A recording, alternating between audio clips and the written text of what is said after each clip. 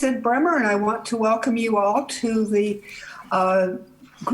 meeting of the Green Bay Plan Commission for Tuesday, May 26, 2020. This is a telephonic meeting, and we are meeting through the wonders of the internet.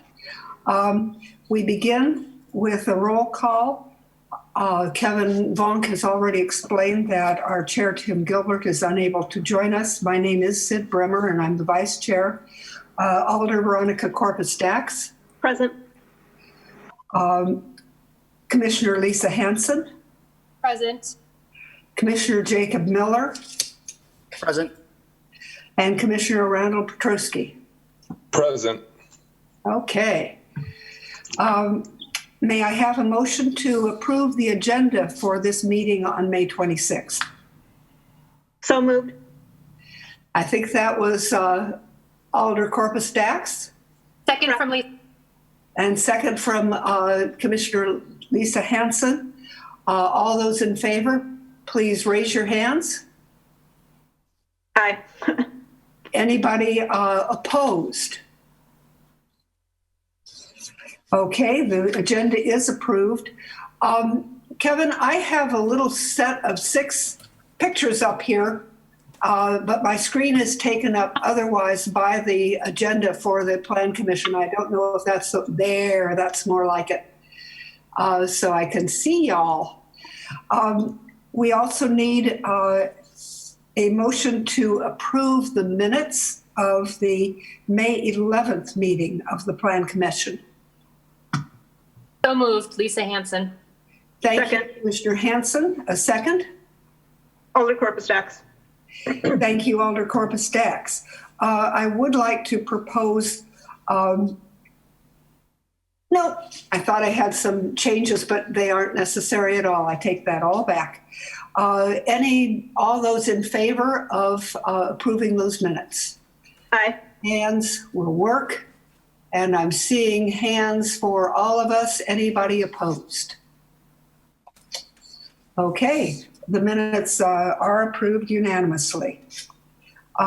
We have 9 items of business. The first is discussion with possible action on a communication by Alder Kathy Lefebvre to look at residential policy per stormwater runoff. Residences are experiencing rainwater runoff from elevated houses because of floodplain building elevation requirements from FEMA. The staff is suggesting that we refer this to them. May I have a motion to that effect? Motion to refer to staff. Thank Second. you, Alder. That was Commissioner Hanson. And a second? Second was from Commissioner Hanson. Oh, thank you, the Alder Veronica Corpus-Dax, who I still can't see on my screen here. Yep. I'm hiding my face right now. There she is. She's off for the moment. Okay, very good. And then with that, Madam Chair, I believe Alder Lefebvre is at the meeting. Just before you refer, if she wanted to provide her an opportunity to provide some context on this request. Excellent. Alder Lefebvre. Yes, thank you very much. Okay, we're glad to have you with us. Thank you. Yes, it came up, actually, it's almost a year ago. I was over on it's Reber Burner Street. There's a gentleman who, he's between, there's actually 2 houses between 2 that had to raise up. And it's not that their downspouts are coming over, but because we had all the rain last year, remember in spring it was so rainy, and then June it continued, their backyards the water would just sit and doesn't drain anywhere. So they have this issue with water all the time in the one house. I believe it's a rental, and the landlord's not doing anything. He got water in his basement, and it's probably still there. It doesn't, it just constantly comes in.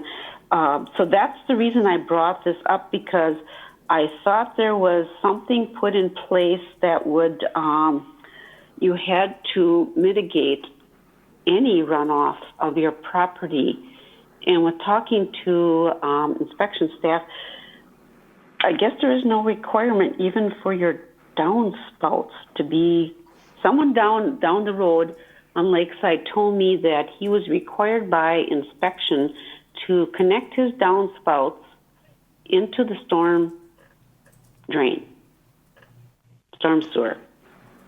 And talking to staff, they said that that's not true. So I would like to know, maybe staff can right now go through it for everybody, some of the regulations that there are out there.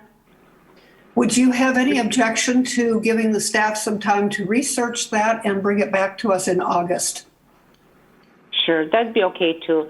But well, August is a long time, but we're already getting into the rainy season. But yeah, this has been put off for a while, so I guess we can just wait a little bit longer. Yeah, to everyone's attention to look at this, and I think that this is something that the city should actually be helping those who are facing this problem. Okay, X and Commissioner Hanson, are you willing to accept the return in August as part of your motion? Yes, I get a yes from Commissioner Hanson. Is that okay with you, Alder Corpus-Dax? Director Vonk, is that the soonest that we'd be able to address or back with information? Sure. I mean, we probably would be able to come back in July, only because I know our next meeting is coming up in June already. If you want to change it to July, we should be able to get something back by then. Just, I think, to address Alder Lefebvre's point, I think there's few layers of terms of when we may require action when it does become a actual nuisance or a hazard in terms of health and safety, and when we might require things. But there's some cases where it's just, it rains and water runs where it's going to run. And so I think that would just give us an opportunity to provide some context to some of the nuances and what our ordinances require. And then if there's recommended actions or changes, we could do that. We could bring that back by July. Are you happy with that, Alder Corpus-Dax? That's fine. And Yep. Commissioner Hanson? And I would assume that Alder Lefebvre would also be happy to have you back in July rather than August? Yes, I would prefer that if that's possible. Thank you very much. Okay. Is there any discussion on this item? Then all those in favor of referring it to the staff to bring it back to us in July, please raise your hands. And I'm still missing one here. There we go. Thank you. Any opposed? Okay, it passes unanimously.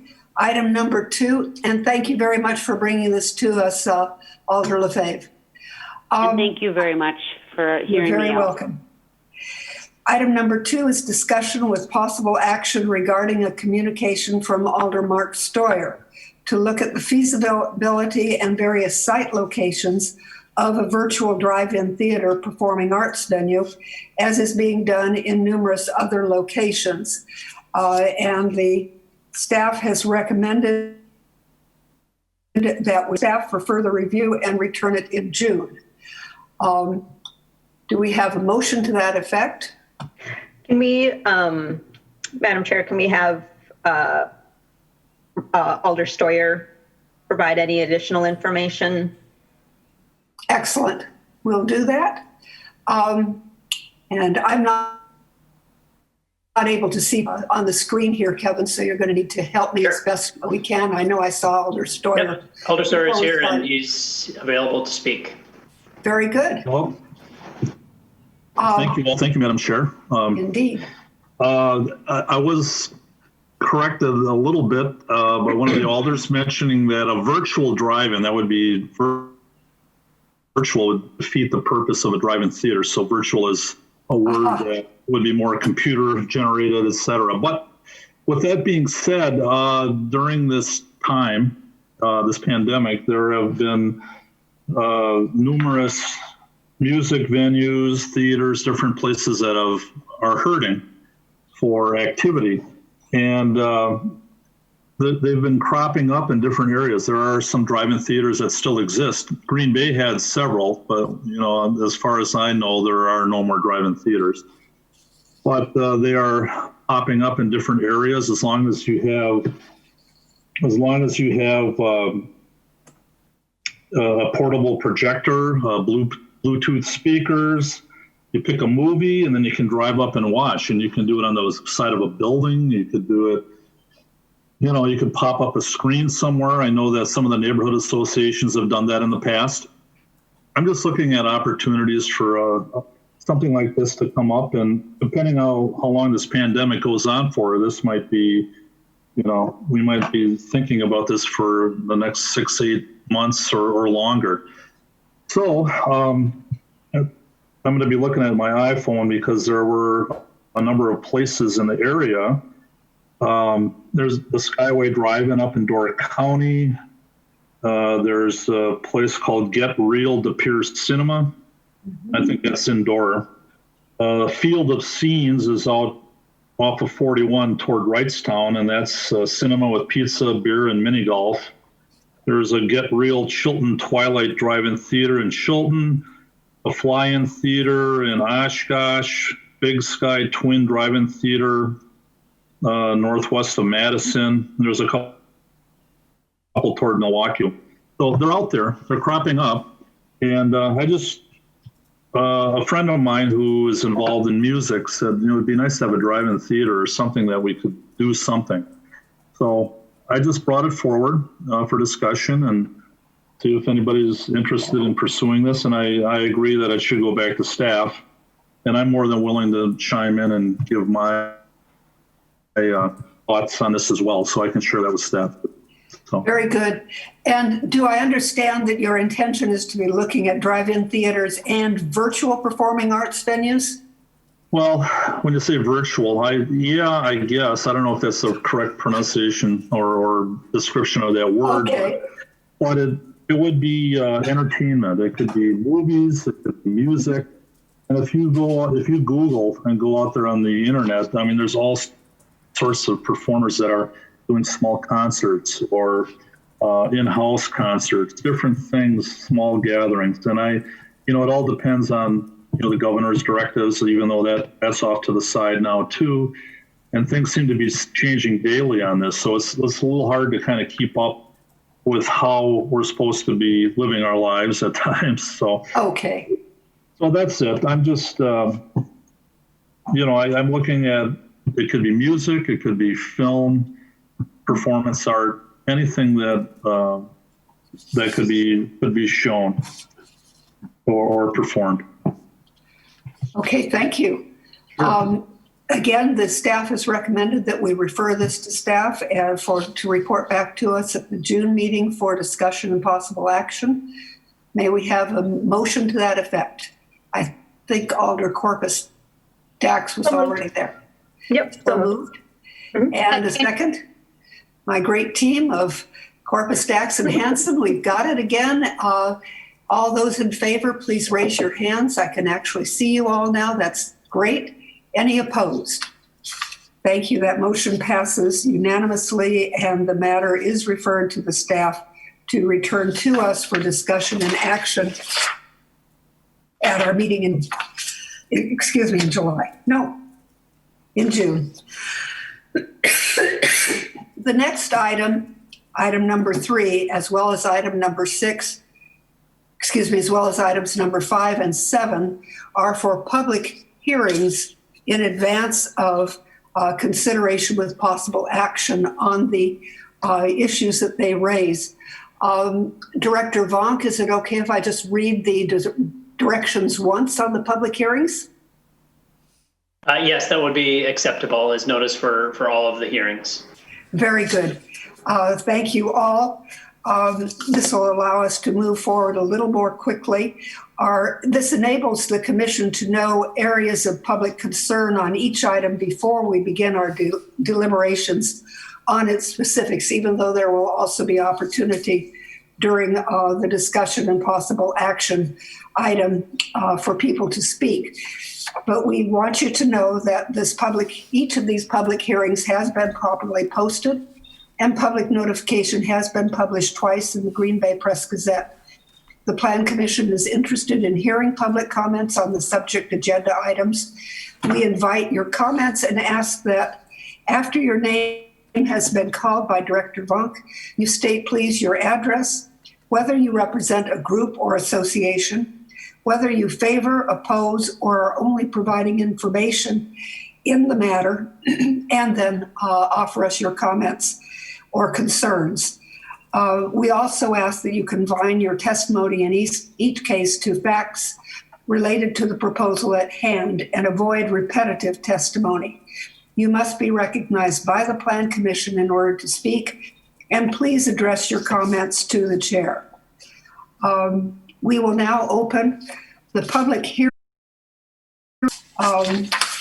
Item number 3, a request to authorize a conditional use permit, that is a CUP, to establish a live-work use within a low-density residential district at 2475 Shady Oak Lane, submitted by Mimi and Chad Schrader, petitioner. And I want to ask first for anybody to speak who is in favor of this particular request. Madam Chair, Yes? before we start, I think it might be appropriate to have staff just provide a quick overview, for those in attendance, just to allay what decision is at stake here tonight. Thank you for reminding me, Director Sure. Vonk. So I believe we have, I believe it is Paul Newmeyer who is in charge of this issue. Paul, are you there and can help us with focusing our attention? I am, Madam Chair. Thank you. This is a request for a conditional use permit for a live-work unit at 2475 Shady Oak Drive. This property is on the west side of Green Bay. It's north of Lombardi Avenue between Belmont and Wood Lane. It is predominantly a single-family neighborhood, low-density residential zoning is found. The request is for a live-work unit for a photography business in conjunction with the residents. This may be a little familiar to you. It's the same applicant that applied for the property on South Monroe. They did receive the CUP on that site. However, their land transaction fell through. So they were out looking for other properties and they arrived at this site here. So their same operation basically proposed at this location. There is a letter attached in your agenda that details their plan for the use of the property. The applicant did conduct a neighborhood meeting back on May 1st. Prior to that, we had quite a bit of input from neighbors.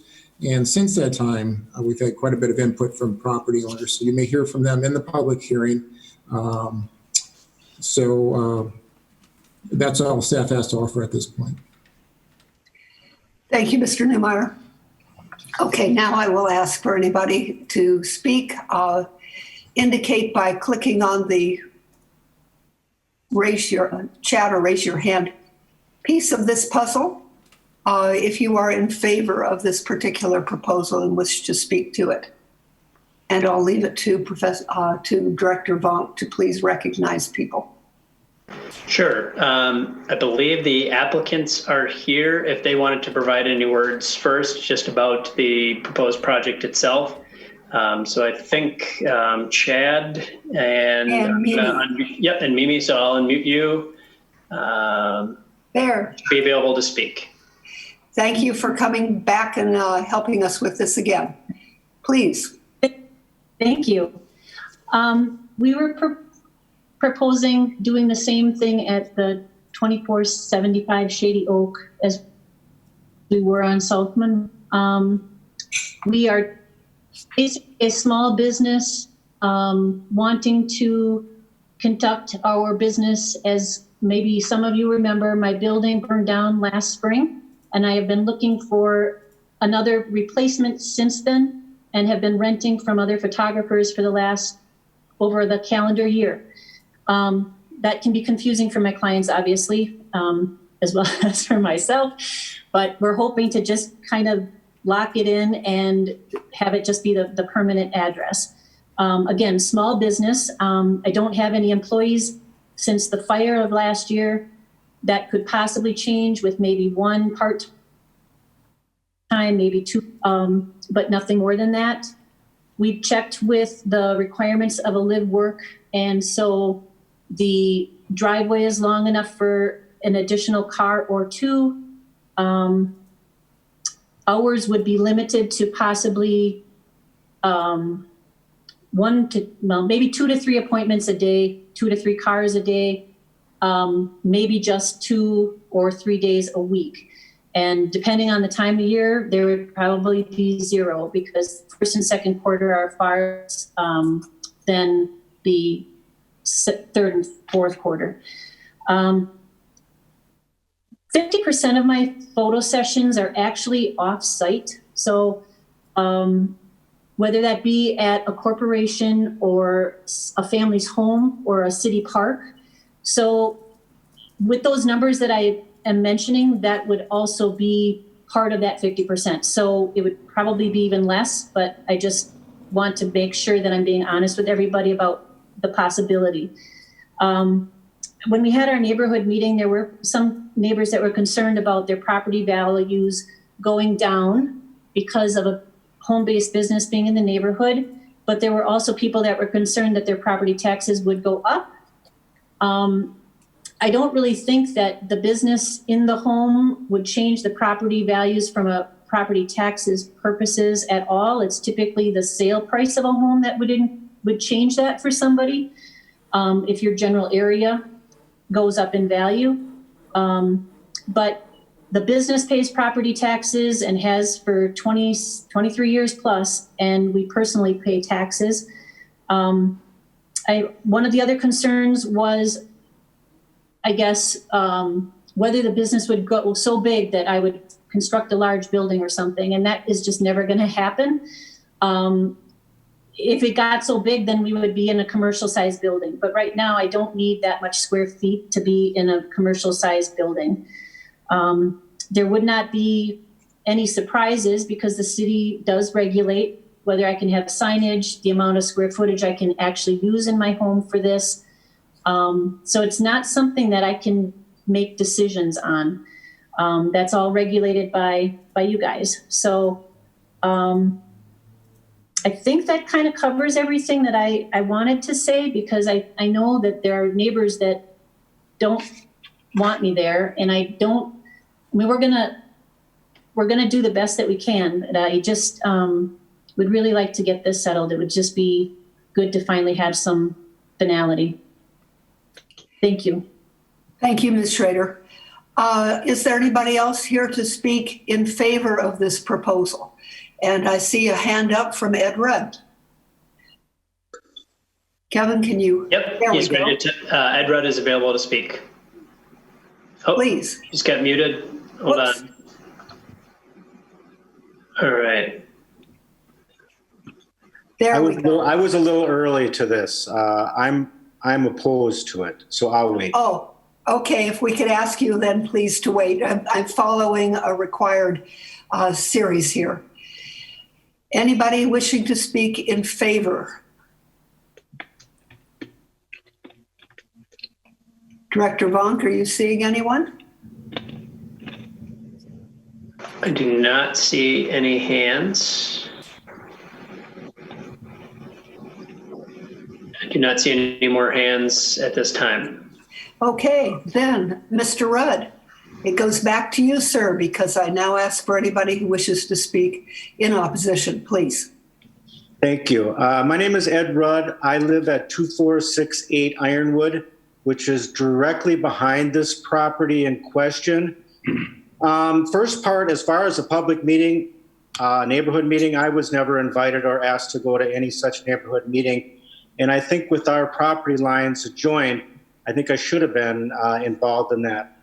Secondly, I don't agree with the changeover for the zoning. I came into a quiet residential neighborhood expecting a quiet residential neighborhood where I can go into my backyard or I can walk my dog around the block and not have to deal with a lot of people or a lot of new drivers to the area. And, so overall, I'm not real excited about them being there. Secondly, I know that I've opened several businesses in Green Bay over the years, and I'm required to have X number of parking, and it was already addressed. I'm required to have a marked handicap spot, and you're required to have X number of car parking for your employees. So I don't see how they could have customer cars, employee cars, and a handicap spot all on this little driveway that's just about 2 cars long and 2 cars wide. Another thing too is I don't see where they're going to operate this business in this house unless they're going to operate it in the lower unit. And if they're going to operate it in the lower level of the house, this is not ADA compliant. So if anything should go on here, a person with a handicap cannot get out of this house. They can't really get into the house. They can enter at the first level, but to get to the lower grade, there's no elevator and there's no ramp to that. There's a walkway in the back of the house, but the grade is far too steep for anybody with any disabilities to get out of that area by themselves within a reasonable amount of time. So I don't want it as my neighborhood business, and I don't think it's safe to operate there. And as far as making adjustments on the property tax, I don't think anybody's going to be able to determine what it'll do to our property tax or our property values at this time.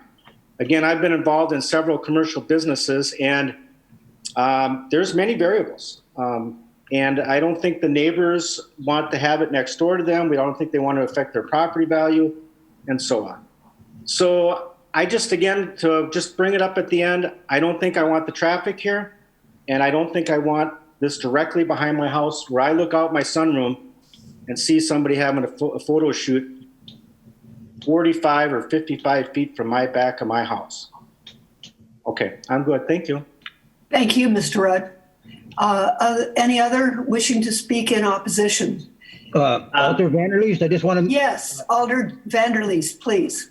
When the public is done speaking, then I'd like to address you, Madam Chair, then in the committee. Very good. Thank you. Just so you know that. I appreciate knowing your preference. My video is working okay, and you can hear me. Thank you very much. Yes, indeed. Thank you. Okay. Right. I have an Ann S. followed by a Pam Tebow. So I'm going to put on Ann S. first. There she is. And okay, Ann S. is live. And you will need to give us your full name, please. Ann Schmidt. Thank you, Ms. Schmidt, and your address and so forth. My address is 2466 Shady Oak Drive. We live almost exactly across the street from the property being spoken about. I just wanted to state that, we've lived here in this neighborhood for 28 years, and we're just, we really want to preserve the nice, quiet residential neighborhood that we've lived in for those years. I have concern, I agree with Mr. Rudd, some of his concerns, and I worry about the increased traffic. Also, the parking, and if this permit goes through, I guess I worry then there may be others on our street. And like I said, and once again, that residential neighborhood is, the reason we've been living here may no longer be there. So that's just my comments. I do oppose the granting of the permit. Thank you, Ms. Schmidt. And I believe Director Vonk, you said Ms. Tebow next? Yes, I have Miss Pam Tebow who is up next. Good. And then I believe somebody with a Michael was raising their hand. So we'll go to Miss Tebow next. Thank you. I also think that this is not a good idea. Can you hear me? Pardon me. We do need to know your address before we hear your comments. I am so sorry. Thank you. I live at 2462 Ironwood Drive. Mm-hmm. I am behind and to the east of the property in question. Thank you. Thank you. I also think that this is a very poor idea. People purchased these homes in this area. People have built homes in this area because it was strictly a residential area. To turn it into something else, what this is actually going to be is a commercial property that they are putting into a residential area, and I totally disagree that this should be done. My main concern is traffic. We do not have sidewalks on Ironwood Drive, on Shady Oak. We have a lot of people walking in the streets, walking their dogs. pushing their children in strollers, having kids on bikes, riding up and down the streets. We do all of our outdoor activities in the neighborhood, in the street. To have additional parking or to have additional traffic is going to increase the hazard. And I just totally oppose this whole thing. Commercial property needs to stay in a commercial zoned area, not area that was zoned as R1, that is residential, and that we want to keep that way. Thank you. Thank you. And next? I thought I had somebody, their screen name is Michael. Yep, raised their hand. Yes. Yep, so I will turn to them next. Oops, unmute. You went the other way. There we I go. did. Just a moment, please. And if you would start once Director Vonk gets your mic going here with your correct name. All right. Because right now you're still Michael. Yeah, and for some reason it's not letting me unmute. Maybe if you can try unmuting yourself.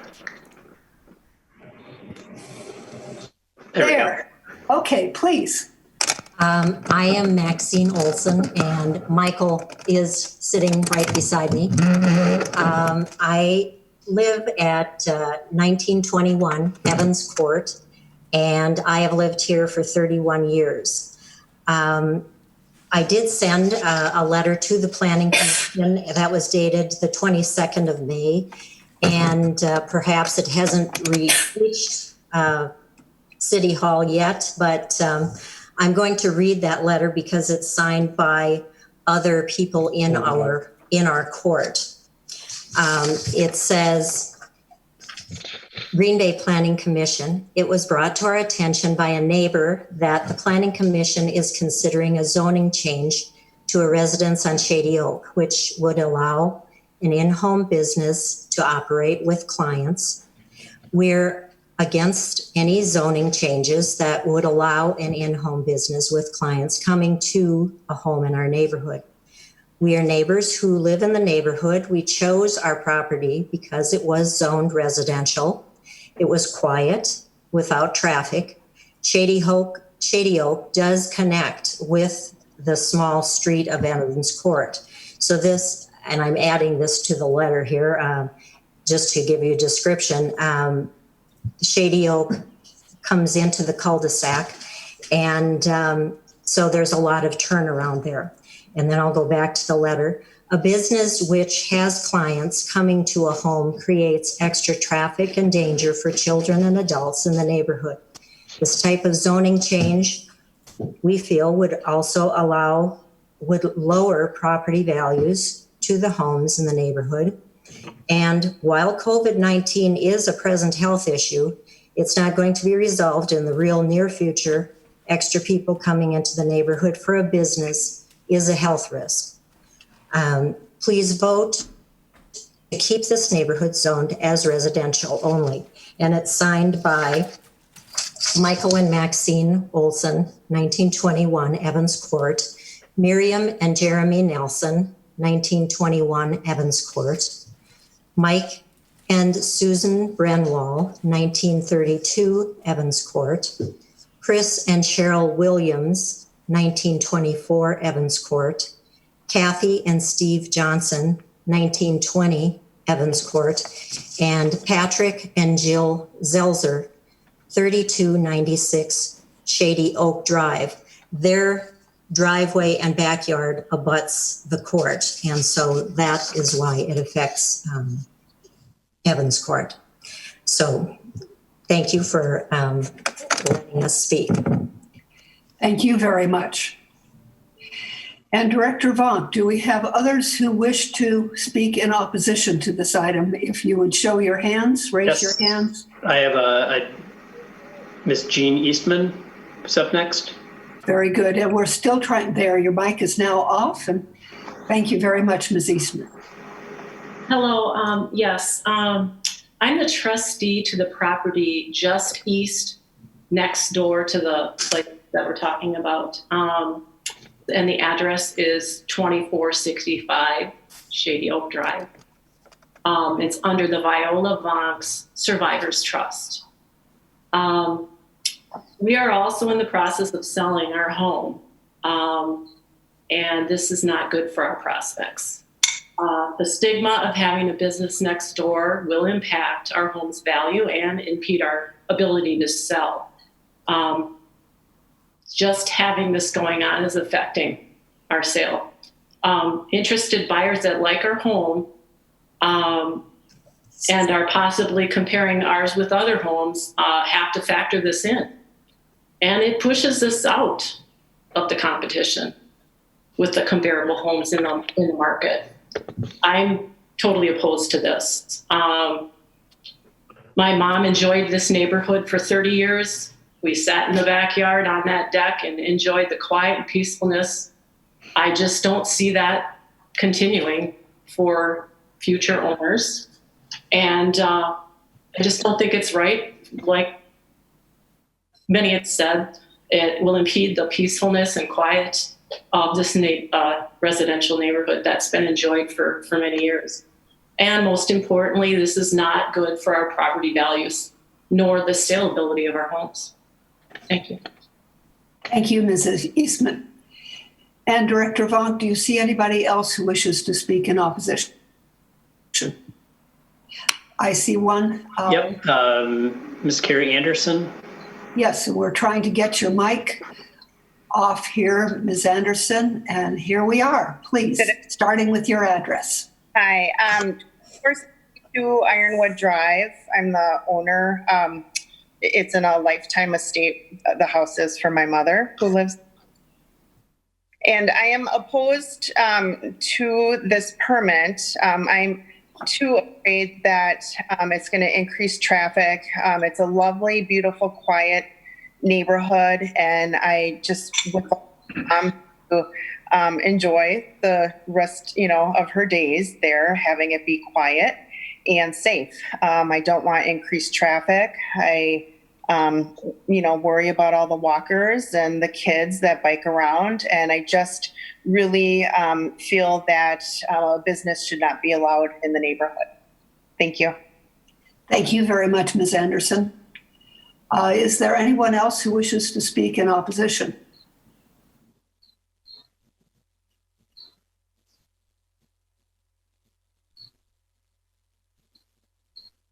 And before we turn to Alder Vanderleest, is there anybody who wishes to speak simply to present information but not either opposed or in favor?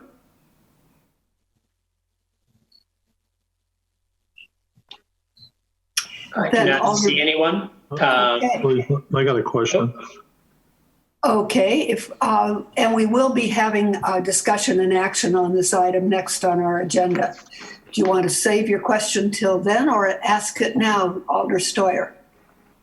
I think I'll wait. Thank you. Then Alder Vanderleest, would you like to speak now? Yes, I would, ma'am. Thank you, Madam Chair. Thank you very much. I have a list of 16 different people that on Shady Oak that are in opposition to the conditional use. And we will be having a discussion and action on this item next on our agenda. Do you want to save your question? Excuse me, we have some interruption here. The tag is Tina Hoffman. I'll wait. Thank you. Okay, please, Alder Vanderleest, continue. I'd like to list 16 different names that are in opposition to the conditional use permit. Dave Lesmiller, he lives on Shady Oak. Jan Papelham lives right across the street, 2475 Shady Oak. Ann Schmidt, 2466. David and Diane Anderson, 2454 Shady Oak. Pat Zellner, 2496 Shady Oak. Jamie Burnt, 2480 Shady Oak. Paul Lee Joyce. Please continue. I'd like to list 16 different names. Okay. Do you want me to continue reading on? Please, yes. Okay. Paul Lee Joyce, Shady Oak Drive. Pamela Tebow, 2462 Ironwood. Steve Johnson, 1920 Evans Court. Phil and Kim Kaminsky, 2451 Shady Oak. Michael and Maxine Olson, 1921 Evans Court. Herman Wilkelman, 2457 Shady Oak. Heather and Lee Hudson Denny, 2488 Shady Oak. Kathy Gerzak, 2494 Shady Oak. Kristen Mitchell, Shady Oak. and Carrie Anderson, 2462 Ironwood Drive.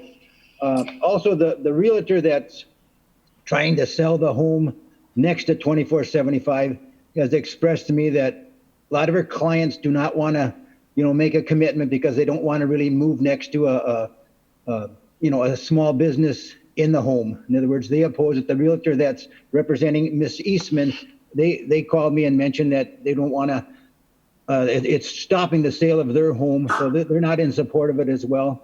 The heartbeat that I got from the neighbors is that they're not interested in this small business, locating in their neighborhood. A lot of the people, they bought the home. Some of the homes are over 400,000. They've spent a lot of money on the homes, and it's a nice district as far as the neighborhood. And the vast majority do not want to have the conditional use permit go forward. And you've heard from some of the people in the district. Not everybody can chime in. I'm not the most computer savvy person, but the main thrust is that the neighborhood does not want it, and that's the message. I'm standing with the neighbors that that elected me as well, and that's their wish, that they don't really want the conditional use permit to go forward. So that's my stance on it, and I thank you for your time tonight on this. Thank you. Thank you, Alder Vanderleest. Is there anybody else who wishes to speak on this item? Is there anybody else who wishes to speak on this item? Please raise your hand if you're out there and haven't yet had a chance to. And is there anybody else who wishes to speak on this item? Then this public hearing is now closed, and we Madam Chair, do you want me to just unmute the mics for a moment just to see if there's anybody out there? Excellent, let's do that. Okay, so I'm going to unmute everyone for just one moment, and if you want to ask one more time. And I will ask one more time, and rather than raising your hand, you can just speak up. Is there anybody else who wishes to speak on this item? Is there a chance to? We'll be having a discussion and action on this item immediately following this, and you will have an opportunity to speak then. Okay, thank you. And I am seeing some action at phone number 920-327-0019. Somebody there who's interested in speaking at this point.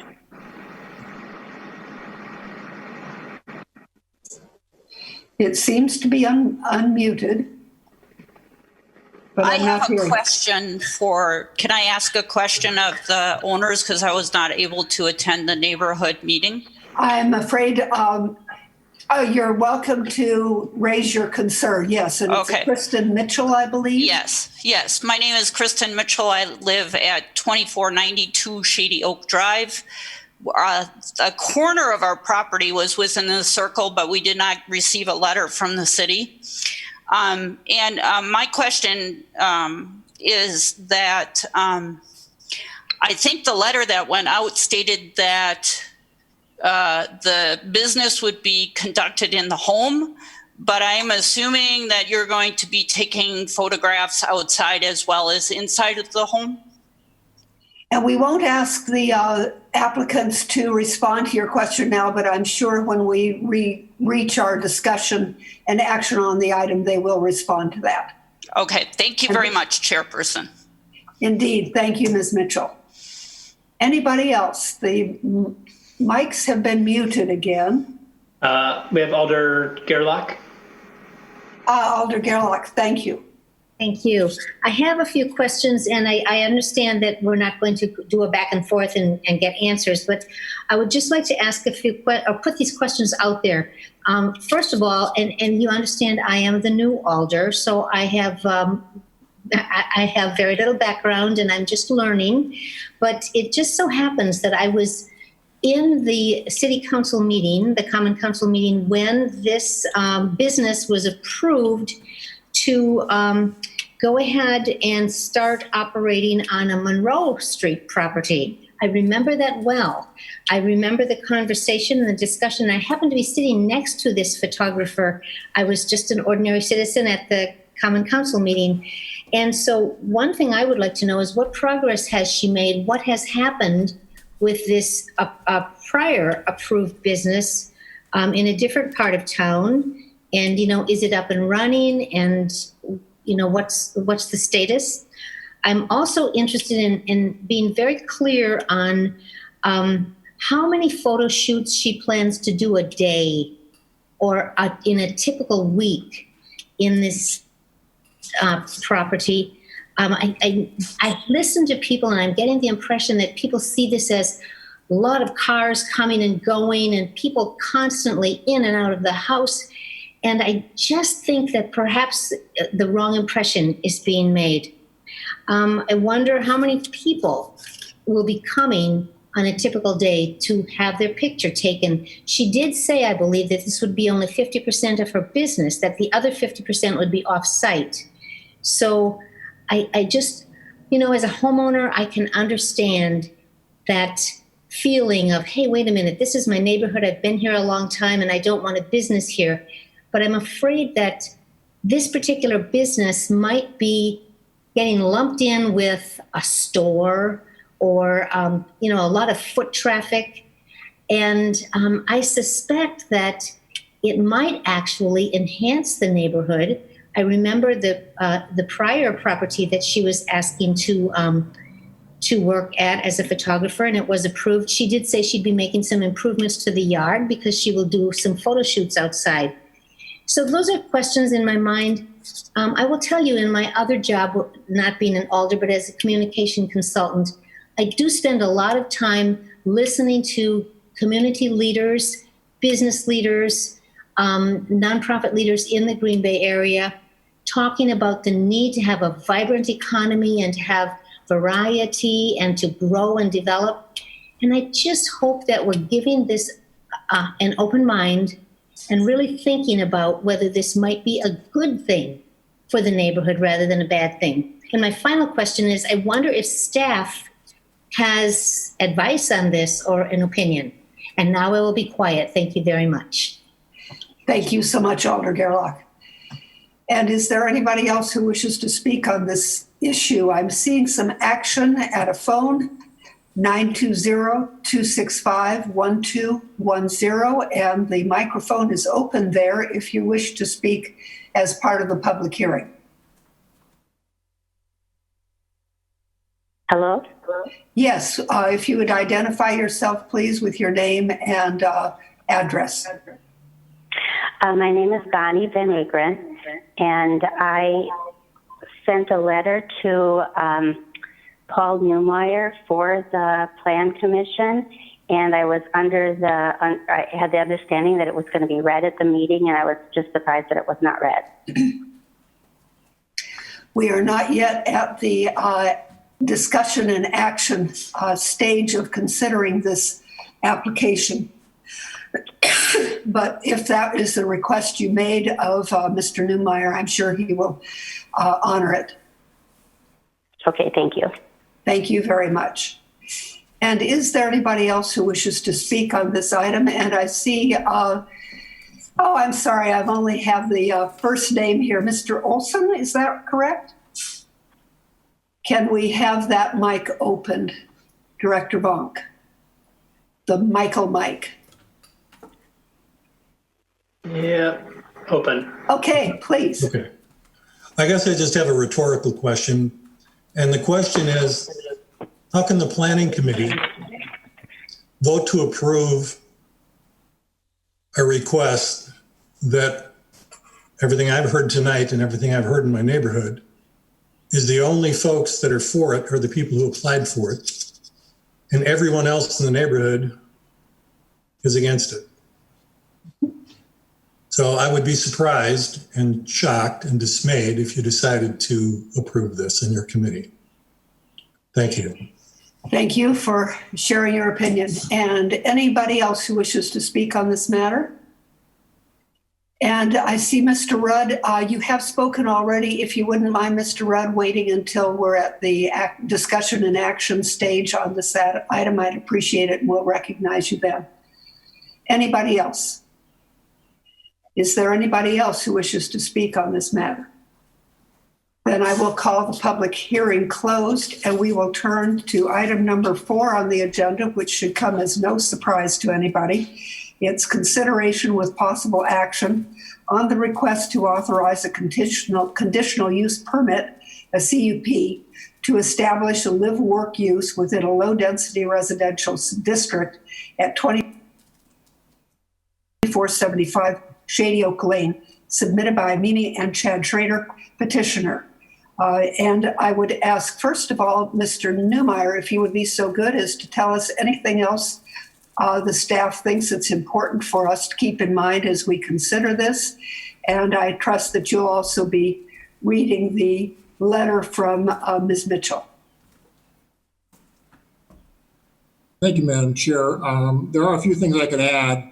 If Kevin could just advance the slides. I think we've kind of determined that this is a low-density residential area that's been built out with single-family homes. As far as a live-work unit, to the zoning code already that have to be complied with, and the applicant alluded to some of those already. In the next couple of slides, you can kind of see some of those standards that are already built in. As property owners within 200 feet, we were very careful in all the correspondence that we received. I was not under the impression I would be reading any patch, all of our correspondence in your report, and that is available to the public as well. Staff feels that this is a low intensity use for the most part, and we are supporting the request with the condition that is limited to the applicant's use. And if there is a change in ownership or if this use ceases, that they'd have to come back before the Planning Commission and Council for reconsideration. Thank you, Mr. Newmeyer.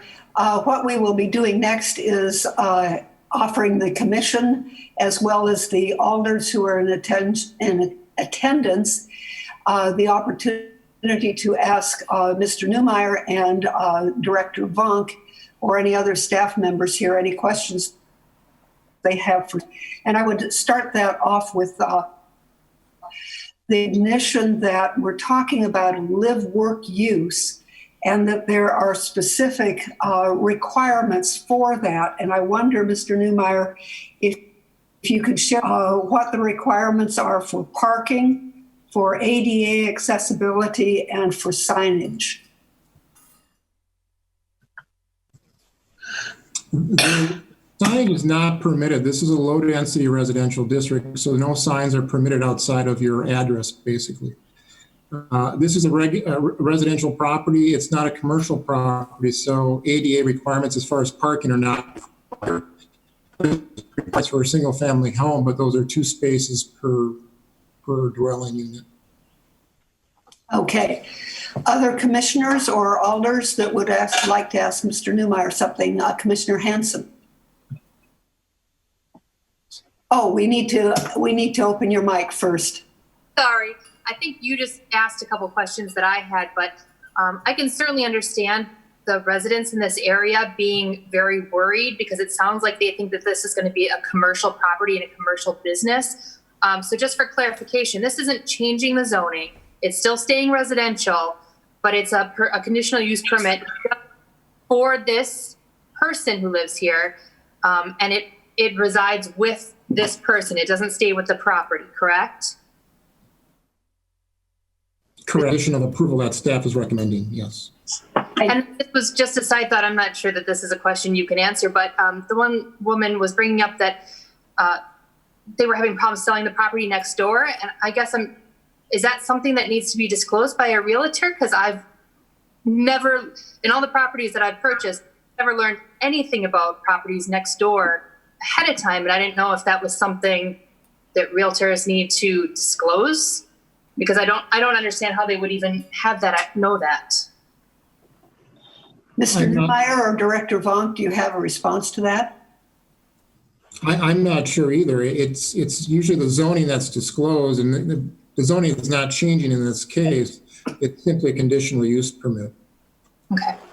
All right. I figured you probably wouldn't know the answer to that, but that was very confusing to me. So, okay. Thank you so much. And Director Vonk, can you help us with that question? Sure. Just to follow up on that, when selling a property, you're required to disclose any pending zoning changes, any pending special assessments or charges on the property, anything that may be outstanding in terms of the city.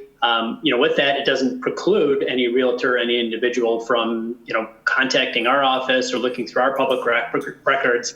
If you search this address, you could potentially find, this Plan Commission item agenda and find out that this CUP, is in the process of being applied for. So, again, it's a public process that has to be done. While not forced to be disclosed, anybody is welcome to disclose just like any other action throughout the city. Thank you. I've purchased 2 properties that were out of compliance with the city. One of them I didn't know before I bought it, and one I knew before because of the other one. So if they're supposed to be, I guess I don't know if they actually are able to disclose all the things that they're supposed to, or even know that they're supposed to disclose things. But side note, thank you. Sure. Thank you. Any other questions from the commissioners or any alders in attendance for the questions for the staff? In particular, Alder Steuer. Thank you, Madam Chair. Paul, I was going to ask you, have you seen much in the last number of months where this is getting to be a trend of any sort, this work-live kind of relationship? Have you seen many of these over the last 6 months or even a year in the city of Green Bay? I don't recall too many except for the one on South Monroe, and that was the same applicant, but I don't remember anything recently, no. Okay. Well, over time, I've seen a lot of conditional uses that have come into neighborhoods, mostly CBRFs and things on that order. And, we're not allowed to really control those anymore. So, at first blush, I listened to all the folks that are against this. And I think it sounded to me like, there was going to be a lot of foot traffic, a lot of car traffic, a lot of this and that. And I kind of agree with Alder Gerlach on this, that I don't see it as much. I will be definitely listening and trying to figure out how to move forward on this issue. But many times we defer to the alder in the area. But in this case, I will listen to all parties, and I just want to make sure that it's not misrepresented in a sense. The fact that realtors say that you can't buy a house next door and that, and I don't know. There may be people that cut hair out of their homes. They might get 1 or 2 cars a day, and I guess that's what I look at. Is it really to cause a serious impact on the neighborhood? And at first blush, I don't see it, but I will be open-minded moving forward. Thank you, Madam Chair. Thank you, Alder Steuer. And to follow up on one of the points that Alder Steuer just raised, I wanted to check on legislation. I believe it was a law passed by the state legislature within the last couple of years that prohibits us from considering a no's count of people for or against any particular issue, but allows us to consider the reasons that they raise for their opinions. Am I right about that? Director Vonk or Mr. Newmeyer? You are. Good. Oh, did I hear a yes? Yeah. So I think we've talked about this with some of the more controversial conditional use permits. State statute, section 59.69. That was in 2017, Wisconsin Act 67. And we talked about this a few times, and then really it boils down to, number one, if an applicant, basically meets everything that's required of them, that the body should or must grant the permit.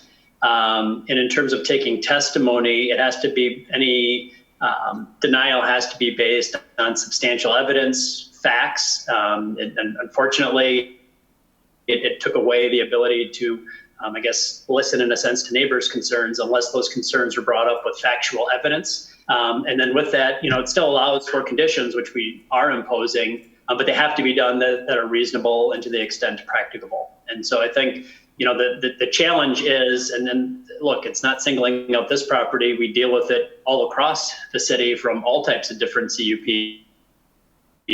and this is other communities too, it's statewide, and that is, unless there is a substantial piece of evidence that shows there will be a measured impact on negatively impacting health, safety of the community, the body has to grant the CUP. Thank you. I do want to emphasize that we have been listening carefully to the reasons that people have been giving for both their support and their opposition. But also in response to the recall question, we are not allowed to simply grant or not grant based upon the number of current residents, particularly since there might be other residents in the future. And as I recall, also check me on this, this is a matter of the state legislature's concern to protect the property rights of people who own particular property to use it within the law. And I'm seeing a nod from Mr. Newmeyer, correct, Director Vaughn? Okay. Alder Corpus Dax, a question for the staff. Yes. Director Bonk, a number of residents, neighbors had concerns regarding property taxes going up, the values of their home going down because of this type of CUP or this type of residence going in. Do we have any evidence of that actually occurring? No, we do not. And I think just to quickly address property values on two realms. One, in terms of assessment, this will not change how we assess the property. Because the zoning remains single family residential, our assessor still looks at it as a single family residential use. Just because they may have an equipment or a room staged differently, it doesn't change the character of the property itself.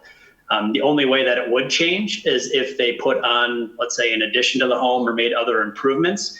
But with that, it would still have to meet all the standards of a single family residential district. So at the end of the day, they can't do anything that doesn't make it look like a single family residential house or that any other person in the community couldn't do.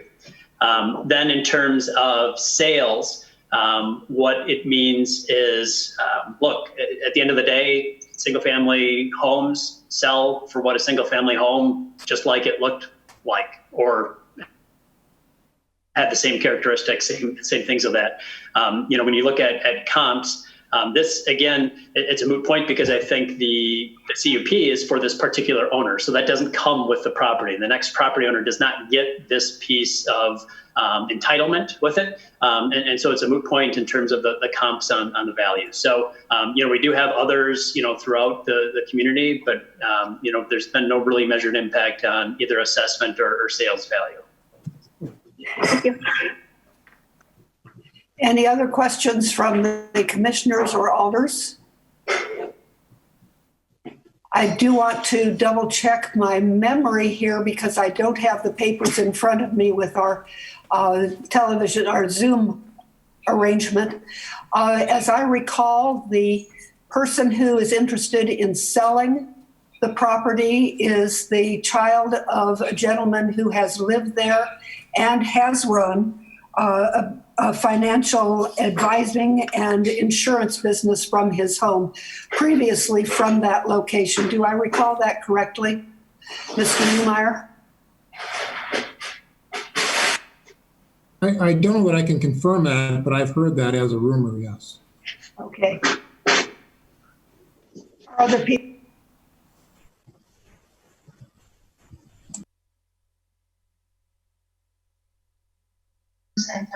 Business plan. Madam Chair, you went mute. Hold on. Just did the wrong thing. Okay. Repeat that again. Yes. Am I recalling that correctly? Okay.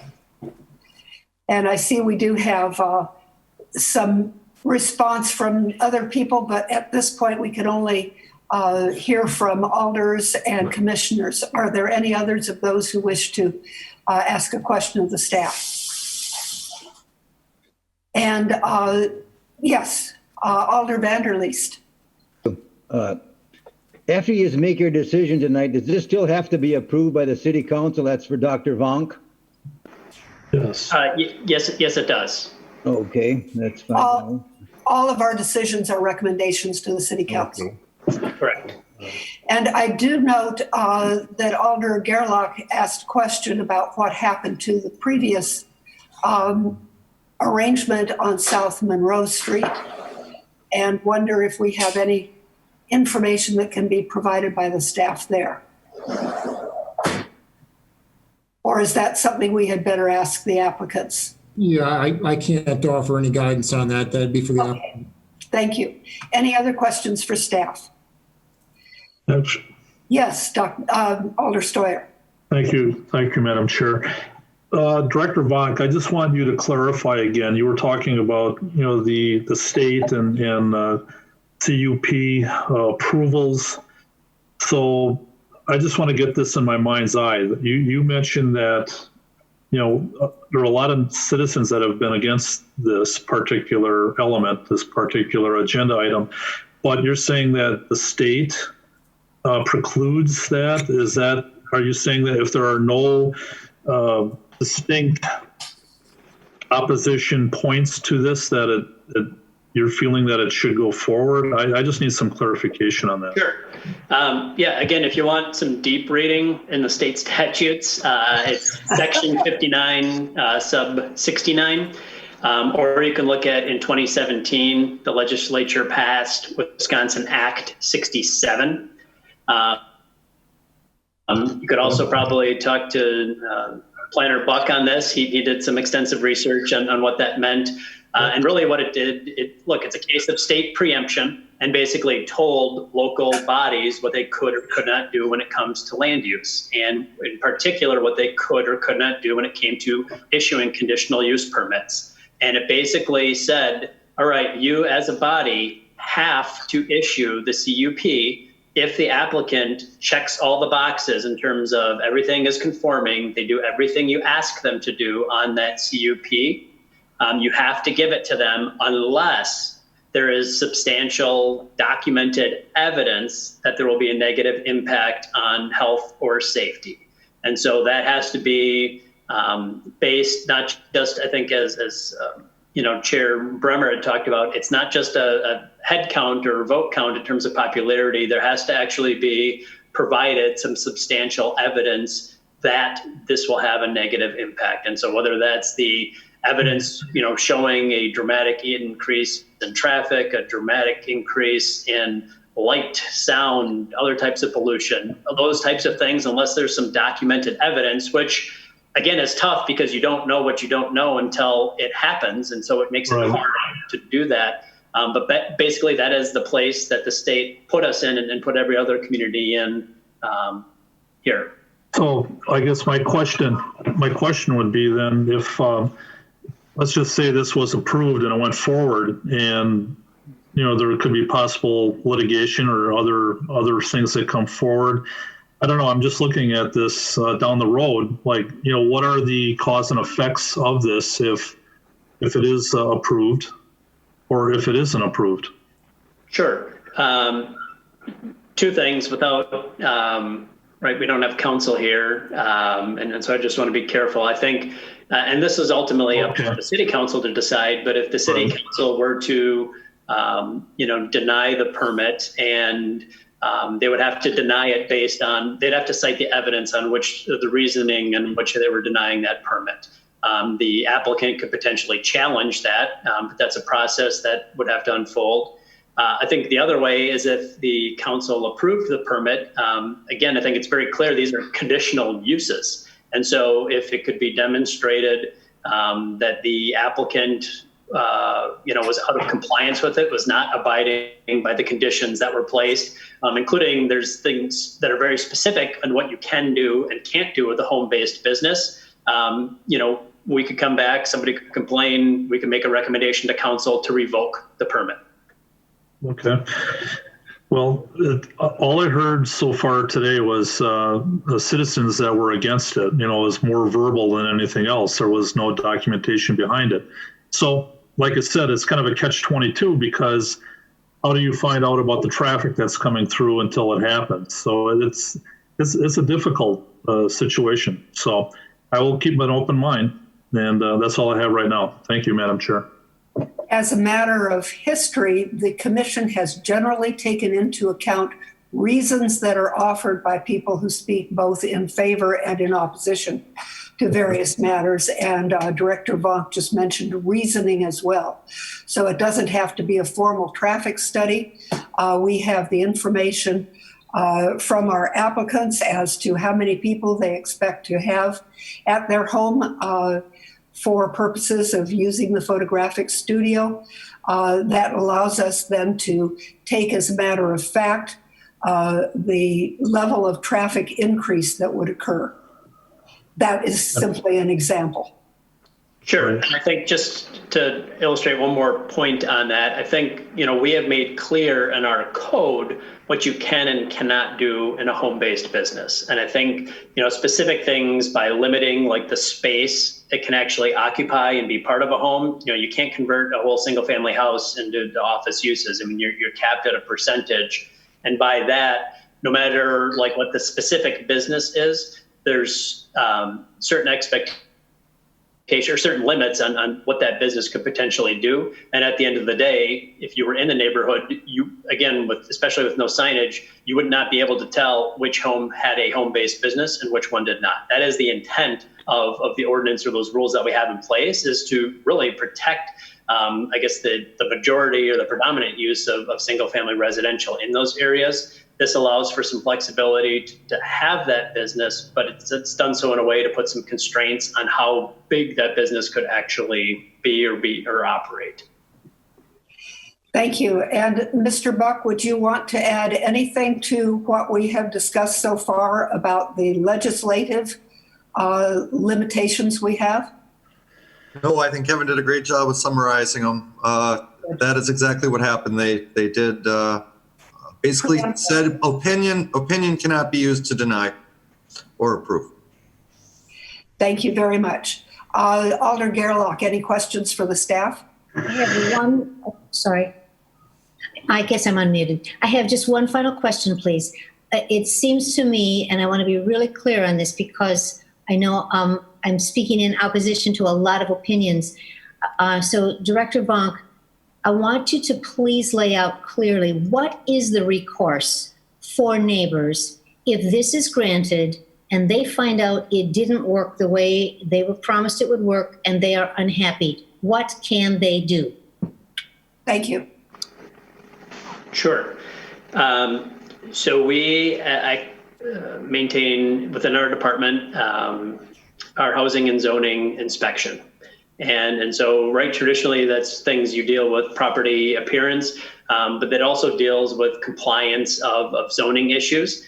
And if the neighbors feel that because of the issuance of this conditional use permit, there are negative impacts that start happening to the neighborhood in terms of as I said, traffic, noise, general things that cause more disturbance to the neighborhood and the community, they are able to file a complaint with our department, with the inspection department, and that gets routed and gets investigated and followed up upon. If it comes to a point, and again, if staff would like to, have or if the council wishes to add a condition, I think we've done in other places that we come back in 6 months or a year with a report or an update. I think that's a potential thing to do. I know one of the CUPs that we've dealt with the Transformation House, I know there's a lot of concern and basically provided,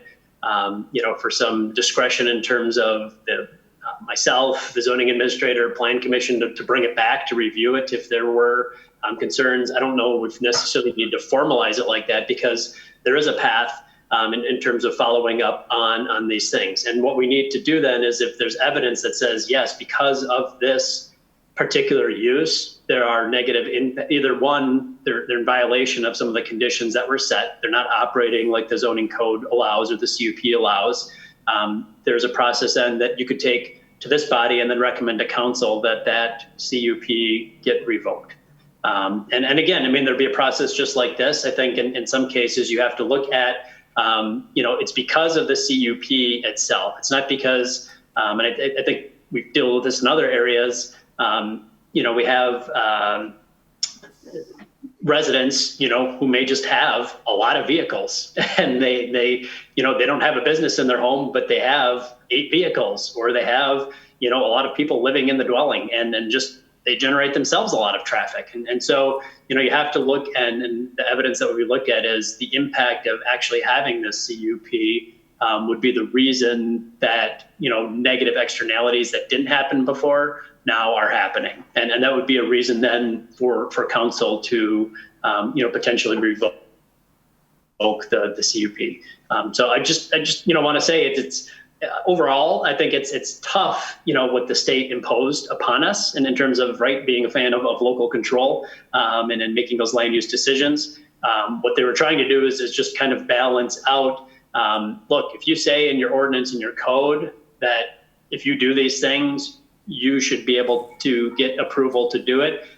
They just wanted to provide, I think, in the sense of this side setting on, a business or an applicant, some more certainty than, look, if I play by the rules, then I should be able to get this permit or get something done. Thank you. And thank you for that question, Alder. I think are there any other questions for the staff? I'd like to make one comment, Yes. Madam Chair. Yes, and then we will open the floor, but please go ahead, Alder Vanderleest. I'd ask the Planning Commission to deny this request because of the number of requests of denial, that they don't want it. Keep their neighborhood a quiet neighborhood. They don't want the extra traffic. They don't want the extra business that would be generated there. And I feel that, the neighbors spoke out, and I think that their concerns are real. So I would recommend that the Planning Commission deny this request. Thank you. Thank you. May we have a motion to open the floor? I think Commissioner Miller had a question. I'm sorry. Commissioner Miller, yes. There. That's what I was going to do, is just ask for a motion to open the floor. In interest of all time, we do have a number of items coming up after this, so if we could be brief on it. But I think since there's a lot of the interested parties here, it would be good to try to get some of the last comments out or questions there. It does sound like there's a direction we're going to have to go on this. But since all parties are here, I would make a motion to open the floor just to have a last couple comments be made. And a second from Commissioner Hanson to the motion by Commissioner Miller that we open the floor. The commissioners vote on this, please. And it is a roll call vote. And I see we have Commissioner Petrowski with his hand up, Commissioner Miller with his hand up, Alder Corpus Dax with her hand up. Commissioner Hanson, I believe, has her hand up, and I do as well. So the floor is now open for further comments and questions. We do not have to go in any particular order at this stage. I would ask that you not simply repeat things that were already stated in the public hearing beforehand, but please do be assured that we are listening to the reasons that you're presenting for your particular positions. So, Alder. Yep. So I will go through and call as I see hands raised. I think, again, it's important to, again, address the commission. And the commission, if it so chooses, can relay questions to the applicant. But it is important in these comments, again, keep it brief and also address the commission. So I think I first saw Michael and then Ed Rudd. So. Okay. I'm Maxine, under the name of Michael. I have, am I okay to talk? Yep, and if you could just please one more time, just state your full name and address just for the record, please. Okay, Maxine Olson, 1921 Evans Court. I have a couple of questions. I'm wondering how many delivery trucks for supplies are expected, and also if there will be chemicals for picture development used in the home and stored in the home, and if there's a lot of that. The other question I had was probably for the people. I'm not sure. Are they going to limit it to simply 2 customers per day, since that's what they indicated? Because their high season for photographs would probably be during the seasons when there would be most, children and people using the streets. So as we're concerned about the traffic, that another thing, I guess, regarding the CUP, when you okay it once, as it has been for another property, and for whatever reason their sale fell through, does that mean that just because it fits one property, it's going to fit all, and you go ahead and carte blanche, it's okay? One other thing, I understood there are no signs to be permitted. Is that correct? So I'm done. Thank you. Thank you very much. And Director Vonk suggested that I refer questions to the applicants. Please, Mr. and Ms. Schrader, if you'd care to respond to the particular questions Ms. Olson just asked. In regards to the chemicals on the property, no, there would not be any. I have a lab that does all of that for me, and so they deliver the finished product. As far as a delivery schedule, maybe a couple times a week that I would have a UPS truck delivering. Try to group them together. And we do group them together, so we don't. Not every individual person has an order sent and shipped at different times. We send them all in grouping to save on all of that. So, and I. Oh, there was the amount of appointments per day. I think it was an average that was stated. Yeah, I stated an average of like 8 drinks, maybe like third and fourth quarter. That's how. Okay, can you give us some sense of the range that goes into that average? In the summer, most of my clients would be high school seniors. So a lot of them want to go to a park or downtown or to the river. So botanical garden, it's all of those. I do executives. So maybe 3 of those a week. Again, small. I don't know if that answers the question. I'm not planning on photographing 5 days a week. I'm planning on photographing 2 or 3 days a week. The rest of it would have to be working on computers and doing all that needs to be done for their orders. And is that pretty much consistent with your De Pere business before it burnt down? Yes. So you do have a pretty good business experience to be able to tell us what your plans are. Yes, and it is very cyclical. I mean, it is, January and February, March, April, there's nothing going on. I mean, that's just not a busy time of year. Can I address personally the traffic? I think that was related to the question about appointments. And as the director had stated about. I can't tell who's speaking. Do we know who's? I'm sorry, it's my husband, Chad. Oh, sorry. Thank you very much, Mr. Schrader. I'm sorry. Go ahead. I don't work in her business, but I just wanted to add that we don't have any children. So the amount of cars that would be in the driveway would be, ours would be in the garage. So there'd be no street parking, that sort of thing. So I guess that was part of the answer to that traffic question. And I recall, Ms. Olson, you also for the staff, but I've lost track of what it was. Do you mind repeating? And Kevin, you'll need, Director Vonk, you'll need to open her mic for that. That's the nice part. Oh. for Ms. Olson? Yep. Okay, thank you. Open. Yep. Okay. My question regarding the CUP was just because it was granted for one property, it just means it goes for all properties? Is that the way your granting works? Director Vonk. Sure. For us, no. So every conditional use permit is tied to a particular property. So it is only good for that property. And in this case, we are actually limiting it to this specific property owner.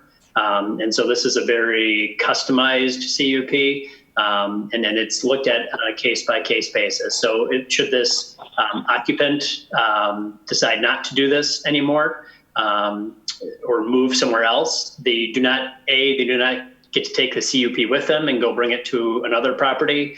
And B, this house does not have a CUP anymore. So they're one and the same specifically for this particular property. And that's for any CUP in the city. And our understanding, if I understood you correctly, there are to be no signs on the outside indicating that it is a photography studio or any other business?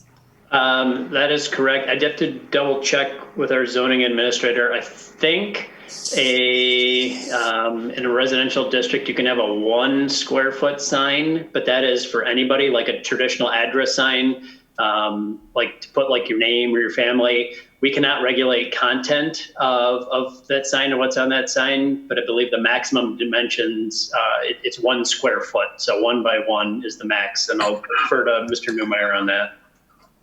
Thank you. That's correct. So you're limited to 1 square foot. It's basically your address to your property. If there's a rummage sale, you might find a temporary sign, real estate signs, stuff like that, but no commercial signs are permitted. So a 1 square foot sign indicating that it was such and such photography studio and the house number would be permitted. Just the house number, basically, with that size. Okay, so it's not naming the photography studio. Just in terms of the content, we can't regulate. All we can regulate is the size, but with 1 square foot, you really can't fit much on there. So in practical reasons, I mean, you're probably just getting the number on there. There are also, though, again, I think to answer Alder Gerlach's questions about enforcement, we do have provisions in our code for temporary signage, which individuals can do for rummage sales. But sometimes those signs stay up too long and go too long, and so we enforce that and then have those removed if they come out of compliance with that. So again, I think the goal is to make sure that this business operates no differently than any other single family residential property in that neighborhood. Thank you. And I think we're ready for any other questions or comments. Mr. Rudd, yes, you were next on the list. I have Mr. Rudd and then followed by Pam Tebow. Thank you. You need to open Mr. Rudd's mic. Okay, he's open. We good now? Mr. Rudd. Hello? So Ed Rudd at 2468 Ironwood. I am directly behind the property in question. And the applicants mentioned when they were working on the Monroe property that they were going to do photo shoots in the backyard. Again, the photo shoot is in my backyard. So I could throw a marshmallow and hit that property line. So the whole back of my house, the back room is all glass. So when they have a photo shoot, my quality of life on my property is being taken away. Why should I have to sit there and maybe move my family function so they can have a professional event there? I think that they should be looking for a property that has nobody in the backyard, and it shouldn't be here. Again, that's my property line right there, and that's my backyard. And so I can't have the quiet enjoyment of sitting in my glass room here while they're conducting business. And the last thing, and I'll let it go at this, has any other applicant said they were going to have this much use and had something different? Are you planning, is the Green Bay planning on policing this? Because the residents in the area shouldn't be our responsibility to police this, and it shouldn't be our responsibility to make sure they operate their business correctly.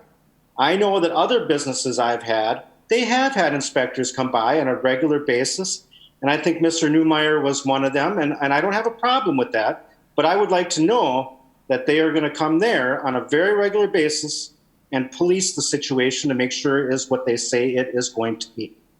Again, I think they should choose a property that does not have a neighbor in the backyard trying to enjoy the comfort of his home. Thank you. Thank you, Mr. Rudd. We have already talked about the fact that the city runs on a complaint basis, and as a citizen, that is your responsibility to make complaints if something needs to be checked. We thank you for raising that question and for explaining the situation you would find yourself in. Another comment or question? Next up, we have a Pam Tebow. Yes, Ms. Tebow. Oh, we need to unmute you, Ms. Tebow. I'm sorry. There we go. There we go. I did it. Thank you. Again, I live at 2462 Ironwood Drive. I would like to know if the professional studio will also have wedding parties as part of their group of people that they would be photographing. Wedding parties. Do you have any other questions that you would like us to ask the applicants?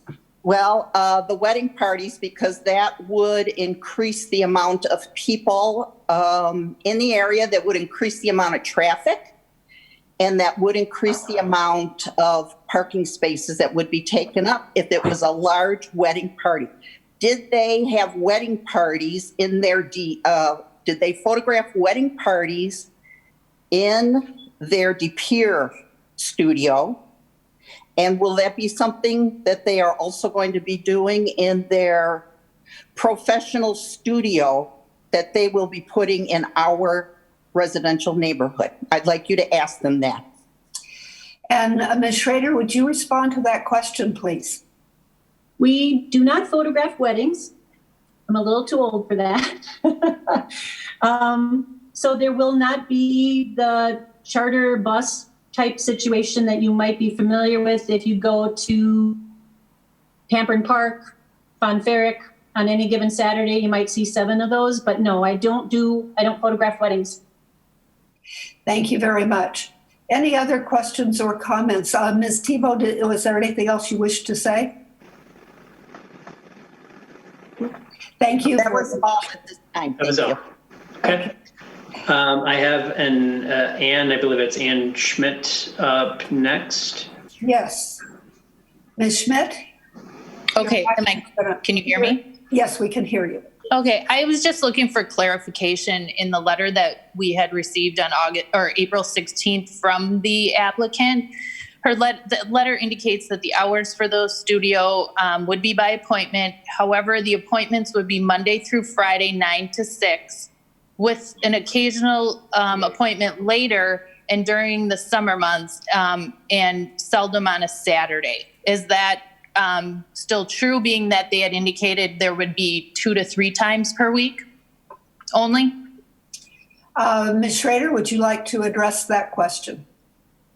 So in my letter, I was trying to set the parameters that when people make appointments, it would be between the hours of 9 to 6, Monday through Friday.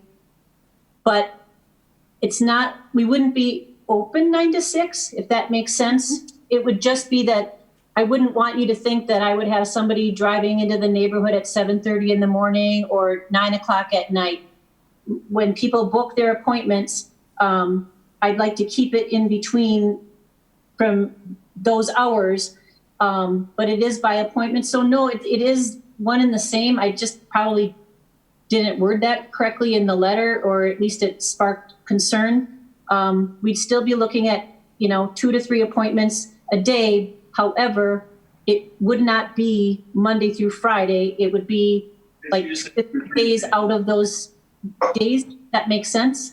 Will it be till 6 at night? She just said 2 to 3 a day. But But it would have the potential to be Monday through Friday and occasionally a Saturday. If you got busy and it was a busy season, you could potentially have Monday through Friday and on a Saturday anywhere between the hours of 9 and 6 and occasionally past 6 o'clock. By appointment only. By appointment only, but. Right, but that kind of is irrelevant. I get the by appointment only. The question I'm asking is, it could potentially be 6 out of the 7 days a week that you could have appointments at your house. I don't see that happening. I really don't.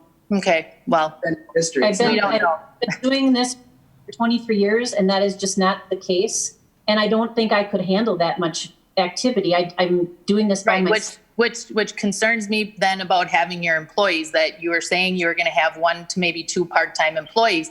And then, so then to me, you are looking at increased traffic. No, I think I lost everybody after the fire. So they all had to go and get other jobs. And I've been trying to do it all myself. And because I don't have a permanent business address, my volume has gone down.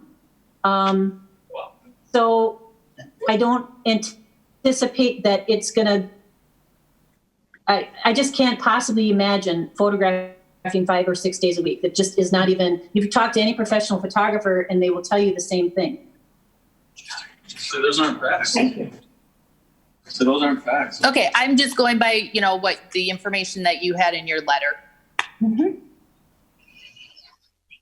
Okay, and anybody else who wishes to speak at this time?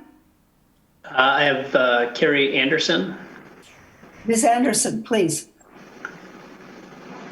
Hi, Carrie Anderson, 2462 Ironwood Drive. I have 2 questions. So 1, will you be outside taking pictures? And then 2, what happened to your Monroe Street property? I mean, why are you not photographing there? Thank you. Thank you, Ms. Anderson, and we'd ask the Schraders then to address those questions. Okay, so the outside photography would occur, but the property isn't necessarily set up for that right now. I would have to do some landscaping, which I love to do. So a lot of that would be adding trees or shrubbery, flowers, that sort of thing. And at certain times, you can't really be out there in the middle of the day. But with that being said, because the property really isn't set up for that, it would probably be a while before I would have that stuff mature enough to do anything and therefore fall into the going to a city park to work. I do that now as it is. So that's pretty common. As far as the Monroe Street home, the very morning after we were given permission by the city council, someone put an offer in on the same property. We did not have a bump clause on our purchase agreement because the home had been on the market for over a year and we didn't think we needed to worry about someone bumping us. We were given the option of doing a, taking off our wholesale contingency, and what was the other thing? Well, that was it. We needed to respond within 72 hours, I think. Yeah. Or 48. So we lost it because we couldn't possibly we didn't even have our house on the market at that point. So moving into your neighborhood, once that happened to us, that was so devastating. So we thought, okay, we'll put our house up on the market and we will find a place because, we're not going to take that route again because we don't want to lose out on another property. That being said, our house sold in less than, 3 days and 2 days, which put us into kind of a situation where we needed to find something that was appropriate. And so that's how this works good. This works great. But that's what happened with the Monroe Street property. Thank you very much. Any other comments or questions from the public?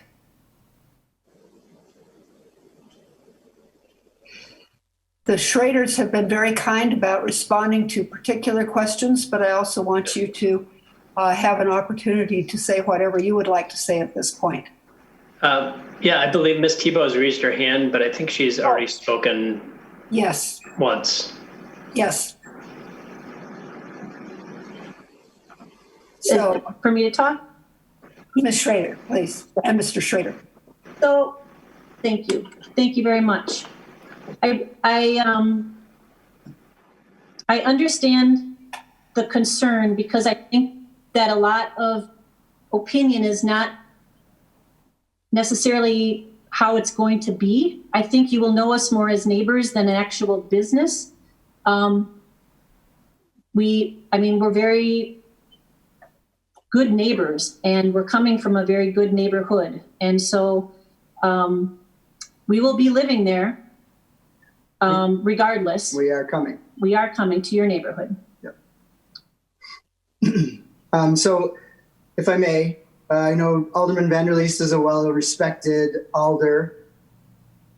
I'm slightly disappointed that he didn't read any letters or didn't list off any names or enumerate how many positive comments he got. The letter that our future next door neighbor Bonnie wrote is lengthy, so probably not inappropriate to read in this forum, but she was all in favor of having us as neighbors with the conditional use permit. And then her neighbor adjacent directly west also was at the meeting, the informal driveway meeting that we had, and she was also very much in favor. I'm sorry, Mr. Rudd, I apologize. I believe we just were not aware, call it naivete. We thought it was just along, 200 to 400 feet on either side of the property on that street. We weren't, I'm sorry, we weren't considering the block behind us. So I apologize for that, our short-sightedness. Thank you, Mr. and Ms. Schrader. May I have a motion to close the floor? Commissioner Hanson? So moved. And a second? Second. Thank you, Commissioner Petrowski. Commissioners, what comments do we have at this point?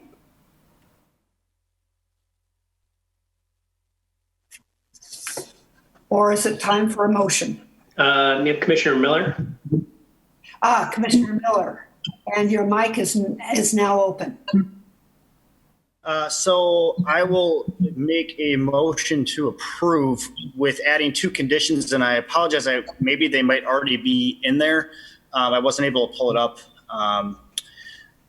But could we include, and this might be a little vague, could we add a condition there to specifically eliminate large gatherings and probably set a limit on that, where if a certain amount was there, we could say no more past 5, 6, whatever the number would be appropriate.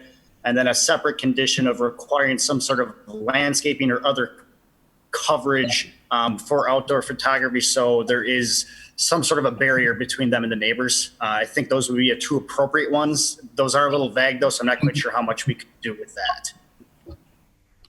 Okay, would somebody like to second that motion? I guess I have the question, is that something that we can set as requirements? I guess staff or Dr.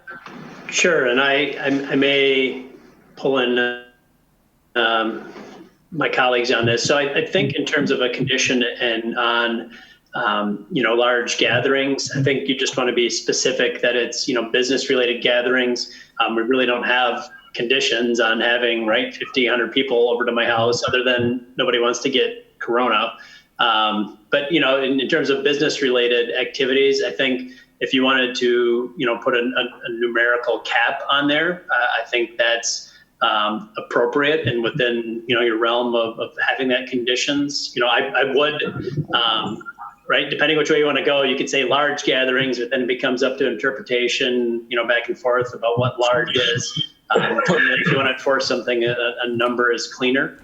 And then, I think with the same thing, with additional landscaping, the second condition, I think, just we could, that one I'm a little more hesitant about as in terms of a appropriate one, and that is, generally between single-family residences, we don't have any landscaping standards. Generally, if it's, between different properties of different zoning classes, right? We bring in landscaping, requirements and buffering requirements and setback requirements. I think it's something that you could potentially add in here, but I think that one you may want to be a little more nebulous on, and maybe harder for us to enforce, what the right amount of landscaping is in terms of that. But for the first one, in terms of putting a cap on numbers of gatherings, I think we've done that before, for other CUPs in terms of the amount that can be business related at any one time. Does anybody on the commission wish to propose a number to go with that limitation? I'd like to kind of actually ask a question. Seems like one of the largest concerns of the neighbors is traffic in the community. Maybe the right solution for a limit is not a number of persons, but a number of vehicles. Just a thought to throw out there based on what everyone else thinks. I do want to ask our applicants, please, because Ms. Schroeder mentioned her intention to landscape in the back. Apart from whether or not we required, and Director Vonk has suggested that this might be unprecedented, some kind of buffer between your yard and the neighbors, would that be part of your landscaping plan so as to provide a screen between any photographs you took and neighbor houses? If we could have that mic opened up. So, yes, thank you. Yes, it would be to block that view. So there would be most likely evergreens, spruces, arborvitae, white pines, those types of things that would be a natural barrier that would blend in with the surrounding area. Thank you. Mm-hmm. Okay, commissioners, we still have open then a motion. Let me ask Mr. Miller, Commissioner Miller, do you want to withdraw the landscaping piece in your motion? Do you want to leave it there? Do you want to add a cap number? I think we can probably pull the landscaping or covering. From the sounds of it, I think there's going to be plenty of monitoring of the operations that are going on based on the neighbors here. So I'm not necessarily worried that there's going to be anything really slipping by. I feel a little more strongly about the number of either vehicle. I like what Randy had said about vehicles maybe versus people, but the wedding party thing I thought was a good point. Not that it sounds like it's in scope for them right now, but maybe the business changes in some time from now. And yeah, maybe you have one of those buses pull up and there's a lot there and we didn't really have a way to enforce against that. So a vehicle might be a little tough, or maybe we could specifically call out that no charter buses, no any limousines, those type of things there. We don't want to get to the point where it's so particular where it's going to be difficult to enforce too. But on the other hand, we don't want to be too vague. I feel more strongly about the count of people because I think that's a little bit more of an issue, and it also kind of takes the traffic thing into consideration as well too. Than I am about the vegetation or landscaping, that type of thing. Like I said, I think there's going to be a fair amount of eyes and regulation happening from the neighbors. So I'll pull the second part and then change the first condition to maybe, can we do one consumer vehicle, eliminate commercial type of, say no commercial vehicles, only just regular consumer vehicles, and just put it at 1 or 2. I don't know if 2 would be necessary, and maybe that's a good question for the applicant. So why don't we just say 2? So 2 vehicles rather than a number for people? 2 consumer vehicles, commercial vehicles of any type, besides, of course, delivery trucks, the normal type of things that'd be operating in the neighborhood. Okay. Yeah, I think, along those lines, I mean, we can work the wording to make sure it fits the zoning code, but something along the lines, I think, of commercially licensed passenger vehicles goes along the lines of, right, school buses, limos, those things that require that. I think that's a fair and enforceable one. And then, what I heard, I think is 2 standard passenger vehicles or residential vehicles could be permitted for the business. Yeah, sorry, I think I cut out there, Kevin. It was just, 2 passenger vehicles and eliminate all commercial vehicles besides delivery or put that in the version. Or the language that Director Vonk just used, I think, was capturing your idea on that. Do we have a second to that motion? Well, before I second it, I'd like to ask the applicant if it's consistent with their business model to limit it to 2 vehicles. Good question. I think it's consistent. If you have a father and a mother and a high school senior, maybe one shows up after the other ones arrive, you might get an extra car there just because someone's coming from work. But that's probably it. And so 2 to 3 vehicles, or 2, if you want me to insist on that, I will follow your rules. If it's going to be strictly enforced, maybe it could be 3 for just odd situations. No? Sure. If it's 2, it's got to be 2. Okay, Commissioner Miller, 2 or 3? I'm personally comfortable with 3 myself, but I feel the neighborhood probably may prefer 2. I'll put forth 3. And do we have a second to that motion then? I second. We have a second from Commissioner Petrowski. Any further conversation or discussion? Then I'm going to call the roll on this vote. Alder Veronica Corpus Dax. Oh, I'm sorry, I should repeat. However, we are voting on to authorize a conditional use permit to establish a live-work use within a low-density residential district at 2475 Shady Oak Lane, submitted by Mimi and Chad Schrader, petitioner, with the addition of a limitation of 3 vehicles at any one time, or no commercially licensed passenger vehicles. I believe that was your language, Director Vonk. And did we have, I don't think we had any limit on numbers of people. No. Commissioner Hanson. I do have a question about the cars. What if they have friends over and it's more than 3 cars? Like, how are we going to for the business? Right. So just, that's the enforcement issue. And look, we deal with this with our temporary rental permits, right? In terms of, you can only have so many occupants per the rental, but again, there's no prohibitions in our city on large personal family friend gatherings. And so, we need documented evidence that it was related to the business itself. And with that, that'd be the way we'd have to enforce it, is just documented evidence on the business. We can't limit in terms of individuals. Again, there's a general overarching, nuisance ordinance that we have in terms of loud, unruly gatherings that really, is more police than us. But in this case, there had to be some evidence that it was related to the business. Thank you.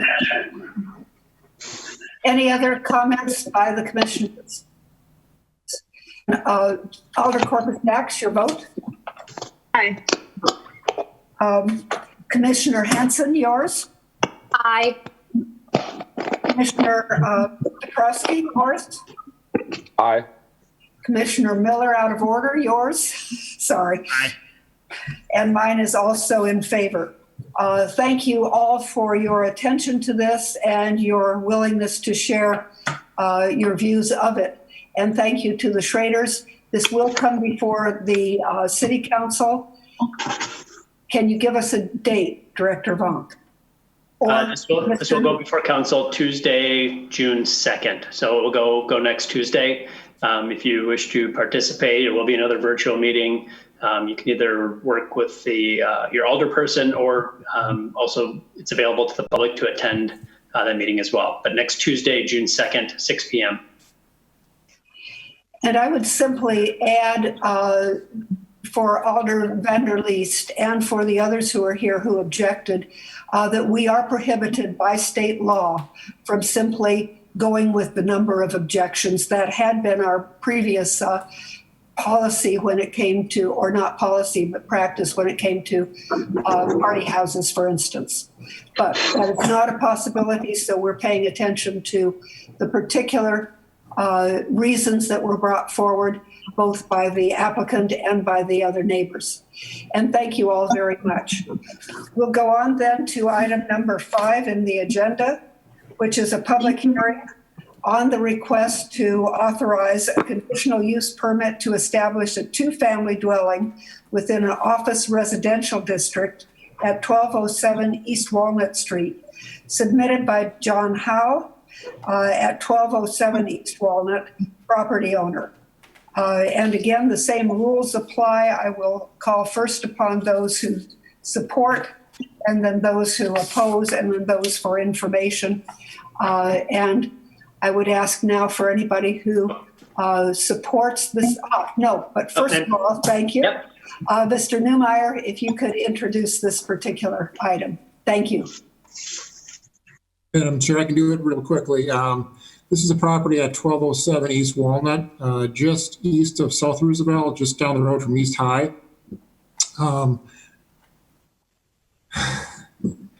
There's the property is highlighted in red. It's a small property that has a mixed use on it, and the developer would like to convert it into a 2-family.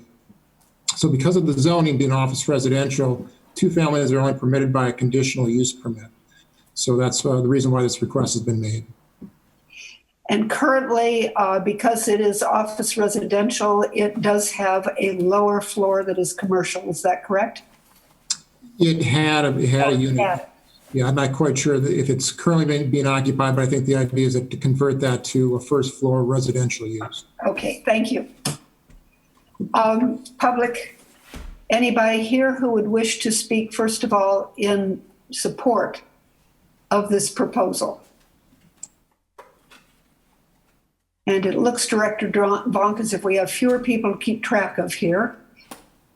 I do not see any hands at this time.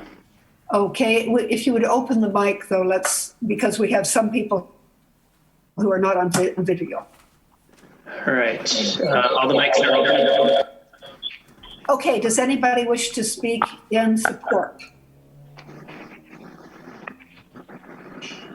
Does anybody wish to speak in opposition? Does anybody wish to speak for purposes of providing information? Is there anybody who wishes to speak on this matter? And for a third time, is there anybody who wishes to speak on this matter? And I did just hear a voice. I'm the owner of the property, or one of the owners of the property. If there are any questions, I'm here to answer any questions. Fine. And that person is? I'm sorry, your name, sir. John Halley. Thank you very much, Mr. Halley. Let's wait then for the next item of discussion and consideration to ask Mr. Halley any questions we might have. Does anybody else wish to speak on this matter? I've definitely asked more than 3 times, so I will call this public hearing to a close, and we'll move to the next item on the agenda, which is consideration and possible action, item number 6, on the request to authorize a conditional use permit to establish a 2-family dwelling within an office residential district at 1207 East Walnut Street, submitted by John Halley.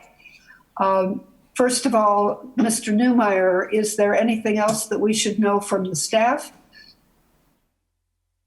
Just to reiterate that again, this is an office. The comp plan calls for medium to high density residential at some point for this area. So the conversion to a two-family is consistent with medium density residential development. Looking at an image of the property, it looks like it may have been built as a single family home back in the day. I think it dates back to the early 20s. So, a conversion to a two-family, I think is certainly consistent with the neighborhood and surrounding uses. So we are recommending approval of the request. And the property is the one in the middle on the visual image here? Yes, I try to get it centered as best I could. You've done good. Thanks very much, Mr. Newmeyer.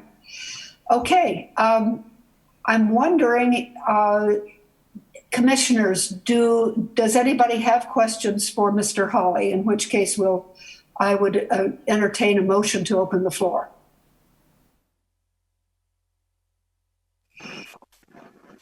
Hearing no motion to open the floor, we don't have to close it.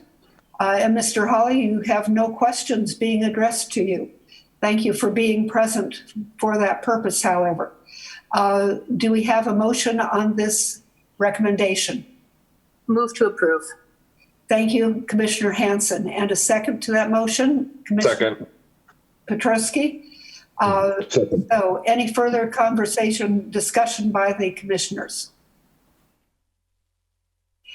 All those in favor, I will read the roll again. First of all, Alder Corpus Dax. On the issue of authorizing a conditional use permit to establish a two-family dwelling within the office residential district at 1207 East Walnut Street, submitted by John Hawley. Alder Corpus Dax, your vote. Aye. Commissioner Hanson, yours? Aye. Commissioner Miller? Aye. Commissioner Petrosky? Aye. And I vote in favor as well, so it is unanimous.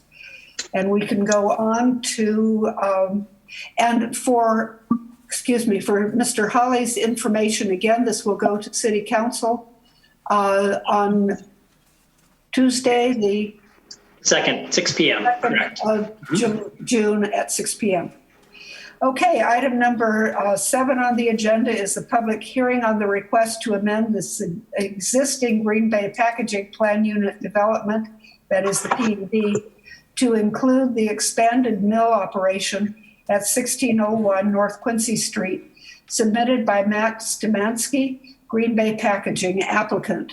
And I would ask Mr. Newmeyer to get us started by introducing this item. Thank you, Madam Chair. This is a request to amend an existing plan unit development. And you might recall earlier in the year, the Commission and Council approved a PUD for the signage for the site. So we are kind of working a little bit in reverse, trying to catch up on the zoning for the property. So the property is highlighted red on your screen. It's about 36 acres in site. This is the major mill expansion that's been discussed for the past couple of years, and it's currently underway. It's been known as the Wolfpack project. So the project, I think, actually started in late 2018, and it started under the general industrial zoning. So this area mainly is an industrial district. But there were several issues that came up through our site plan review regarding the height, impervious coverage, and other dimensional issues that we kind of felt were better packaged together in a PUD. So again, we're kind of catching up on the zoning here, even though the project is on its way. So there are more details attached in the packet, and I can field more questions in the next item. Okay. Do we have anybody here to speak in favor of this proposal?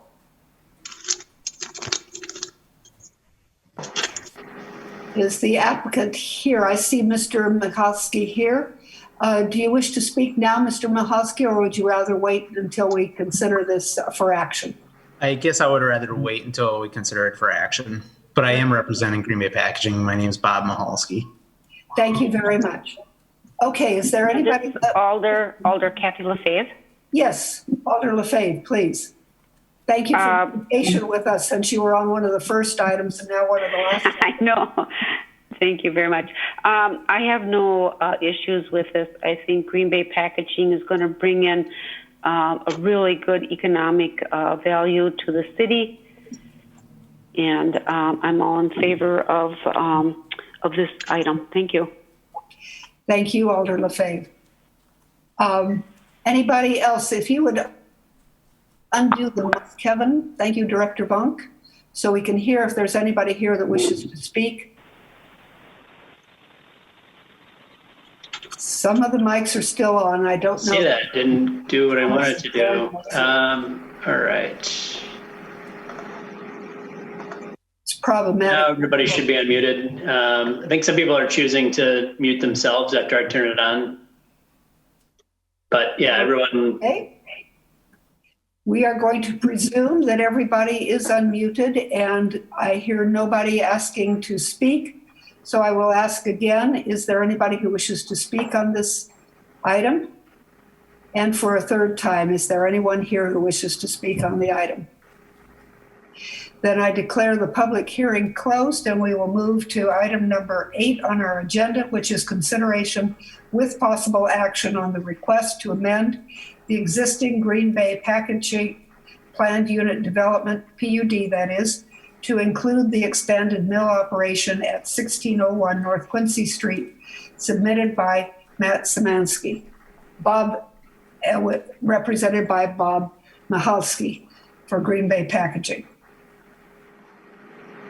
And first of all then, Mr. Newmeyer, anything else to add to the staff report? Sure, just a few pretty pictures, I guess. Just to kind of give you some context of what the site looks like, and that was supplied by the applicant, of course. So again, this is an heavy industrial district, general industrial. We're using this PUD overlay to kind of capture some of the uniqueness of the site and the complexity of what's going on in the site. Some of the structures are exceeding our minimum 35 feet in overall height requirement. That would have been required to get a conditional use permit.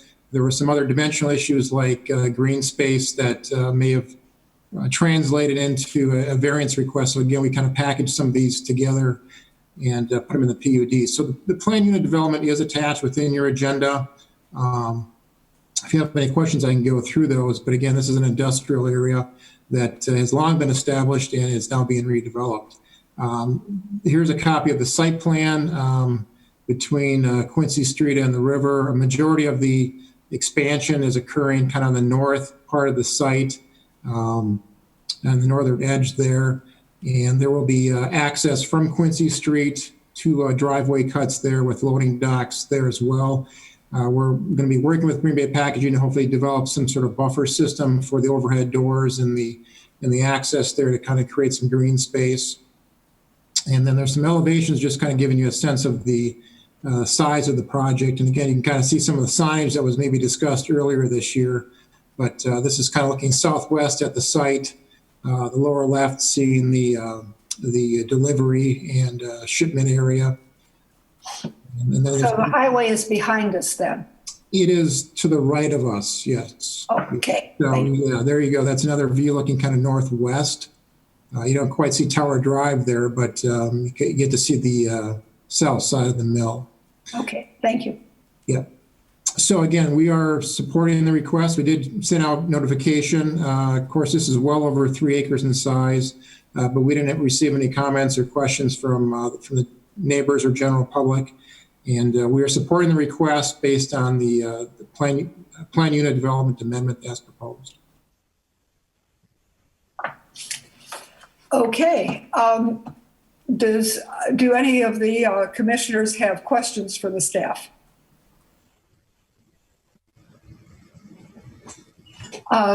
Would any of the commissioners wish to ask Rob Michalski any questions of Green Bay Packaging, in which case you need to move to open the floor?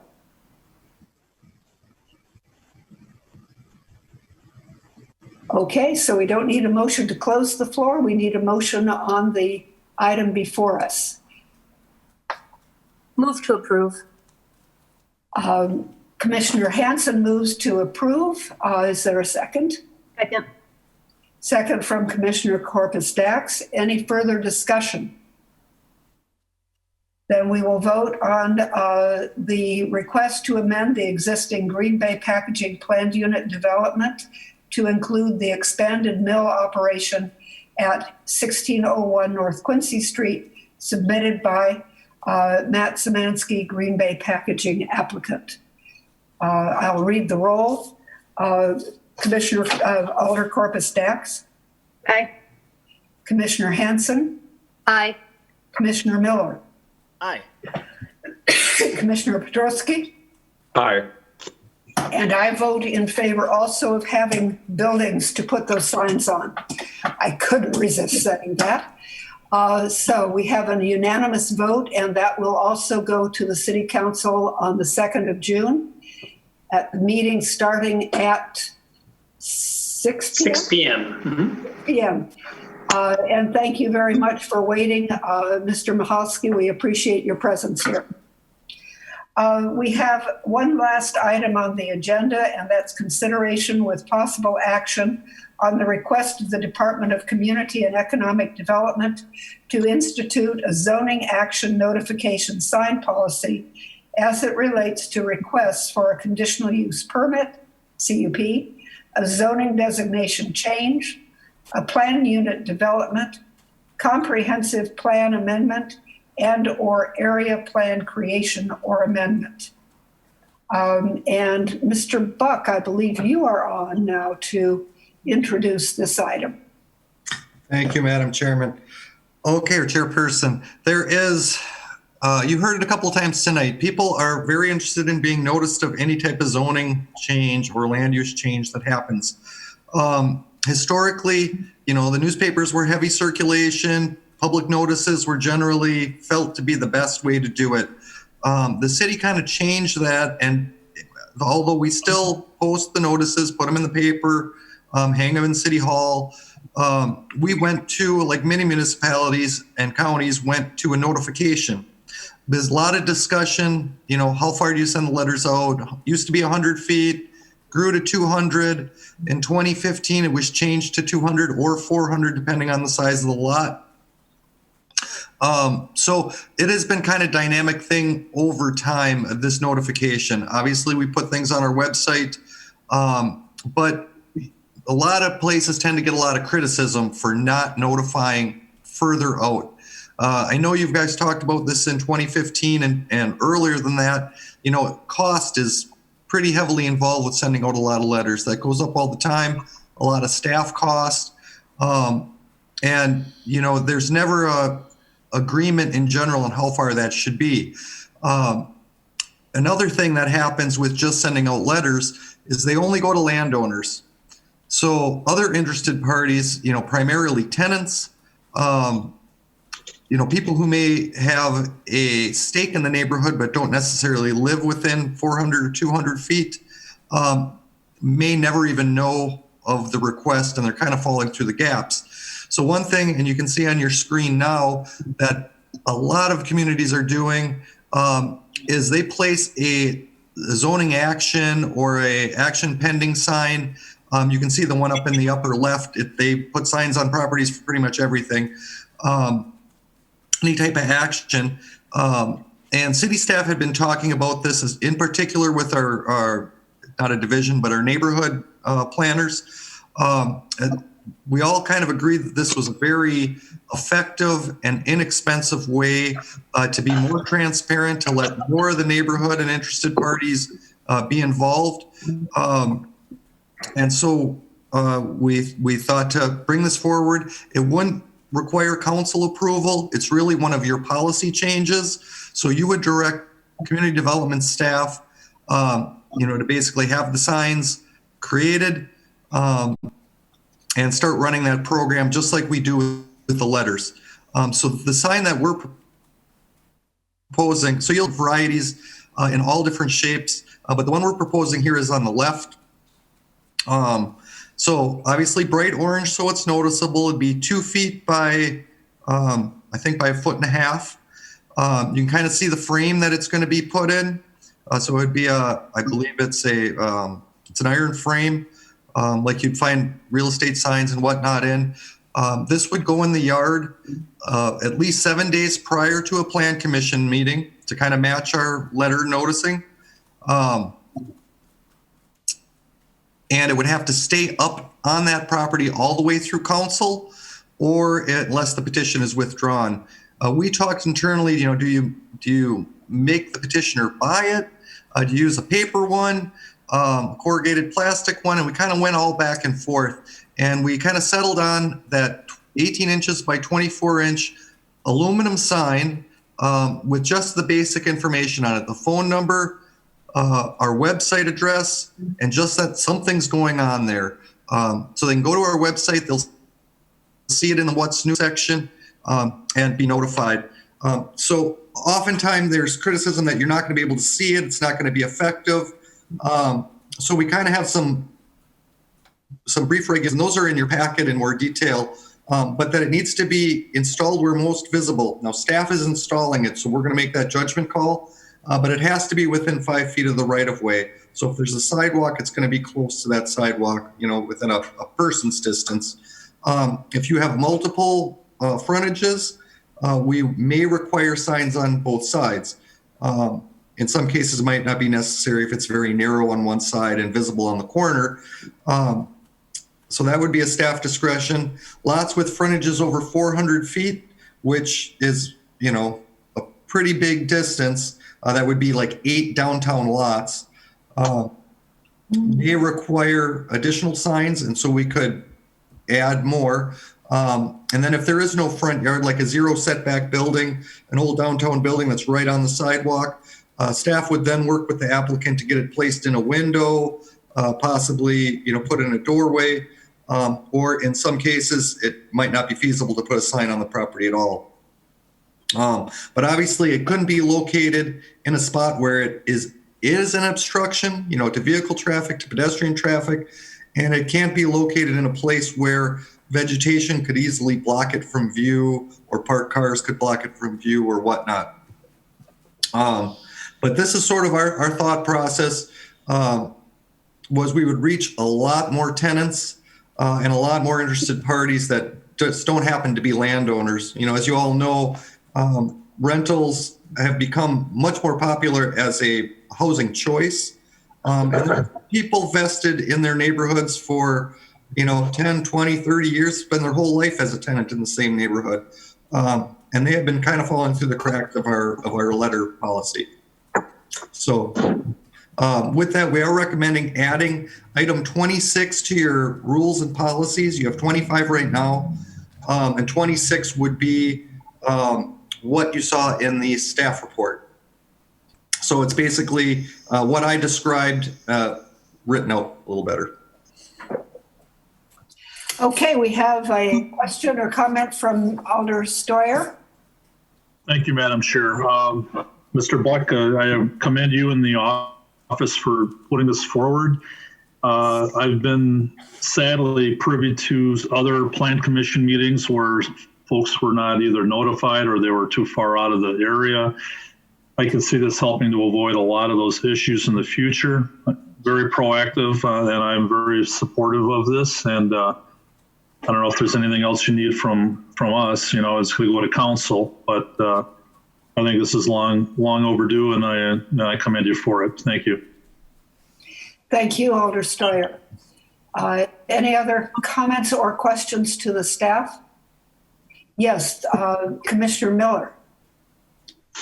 The only thing that came to my mind is how to deal with someone who purposefully didn't want to display this. If there's any action on that, I'm thinking of just a situation that may be controversial and they're going to want to try to keep it out of public view to avoid backlash. Is there something built in to make sure that we do ensure they display it in those situations?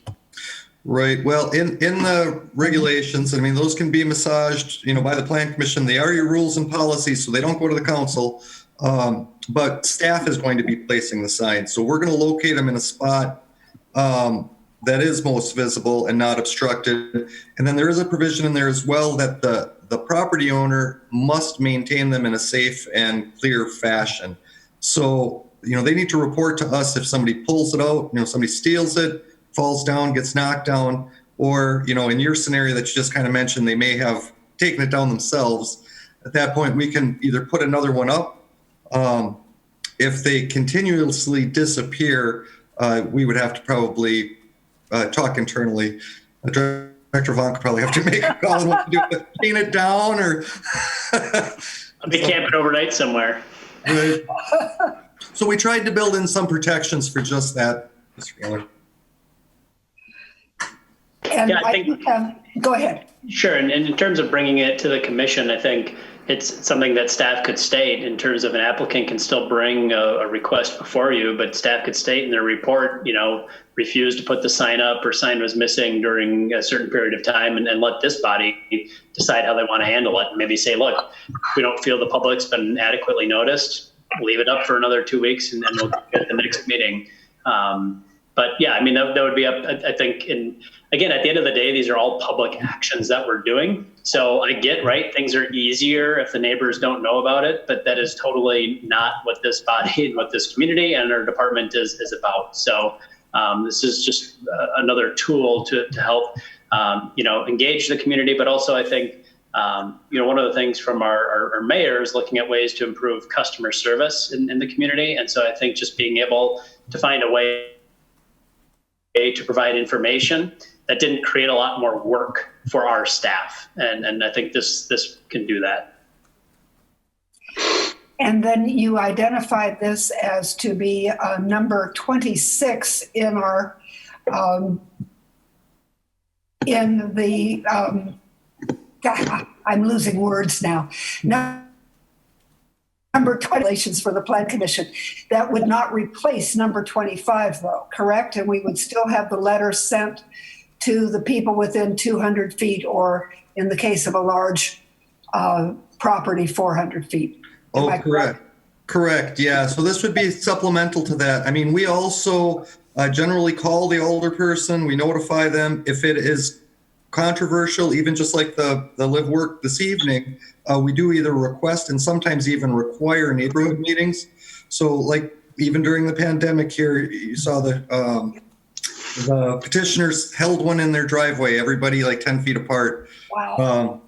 But we've had really big ones as well. Like St. Vincent's always has a very large out and they do a formal presentation. So, the public notice, the sign, the letters, and potential neighborhood meetings. I mean, we're trying to be as open and transparent as possible. And we did receive a letter of support from staff who works with the neighborhood associations. It is something that he's heard many times before, and he was very adamant about getting this instituted. It's something we've heard many times before too, to echo Alder Stoyer. Any other comments or questions? May we have a motion to approve? Motion to approve.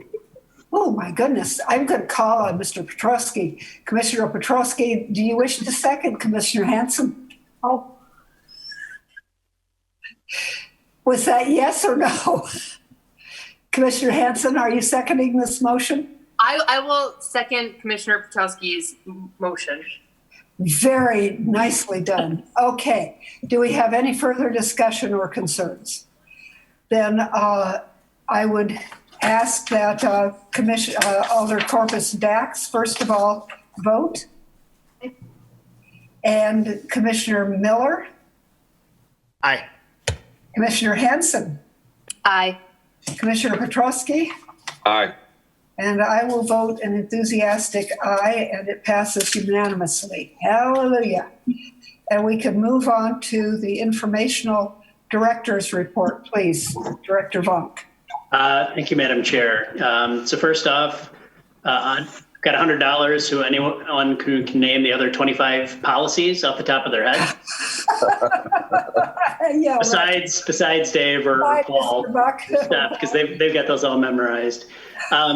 So a report on council action, our last council meeting on May 19th. The report of the Planning Commission, they authorized or accepted the report, which is first reading, authorizing the CUP, 27 9th Street. It's for single family build, starting the rezoning process from R1 to C2. That's the 1828 South Ashland Avenue, the Dino Stop. Amending the CUP to permit the temporary increase in capacity for Transformation House during a state of emergency, and then amending the zoning ordinance for Whitney Park townhomes to permit the expansion. So some of those will be going for their second reading or resolution at the upcoming meeting on June 2nd. I also wanted to just briefly talk a little bit about the communication from Alder Stoyer. Just something that we're doing internally, not only our department, but the city, is looking how we respond to, business in the new normal. And so, from public works, looking at how we're using the right of way, to parking spaces, to parks. And then for us, how we're regulating the private domain. What can we allow right now under our temporary use permit? What can we do administratively? What can we cover in certain zoning districts? And are other things that we may want to do to allow for additional activities that may require a little bit more spacing out, or just things that might involve more pickup, less in-person, indoor, sit down, dining and socializing things. So we're just wanted to prize this, and the reason kind of for the fast track on Alder Story's request is because it ties into a lot larger thing that we're doing at the city. Just to make sure that we're doing what we can to support our businesses during a really, really challenging time. Thank you. Sure. Any questions for the director? Then I would announce that our next meeting date is June 22nd. And I would ask for a motion to adjourn. Motion to adjourn. Got it. Second. Alder Corpus Dax, second by Commissioner Hanson. All those in favor, wave your hands. And I can't say let's go home, but thank you all very much for your patience with another lengthy double public hearing agenda. Good night, everybody. Take good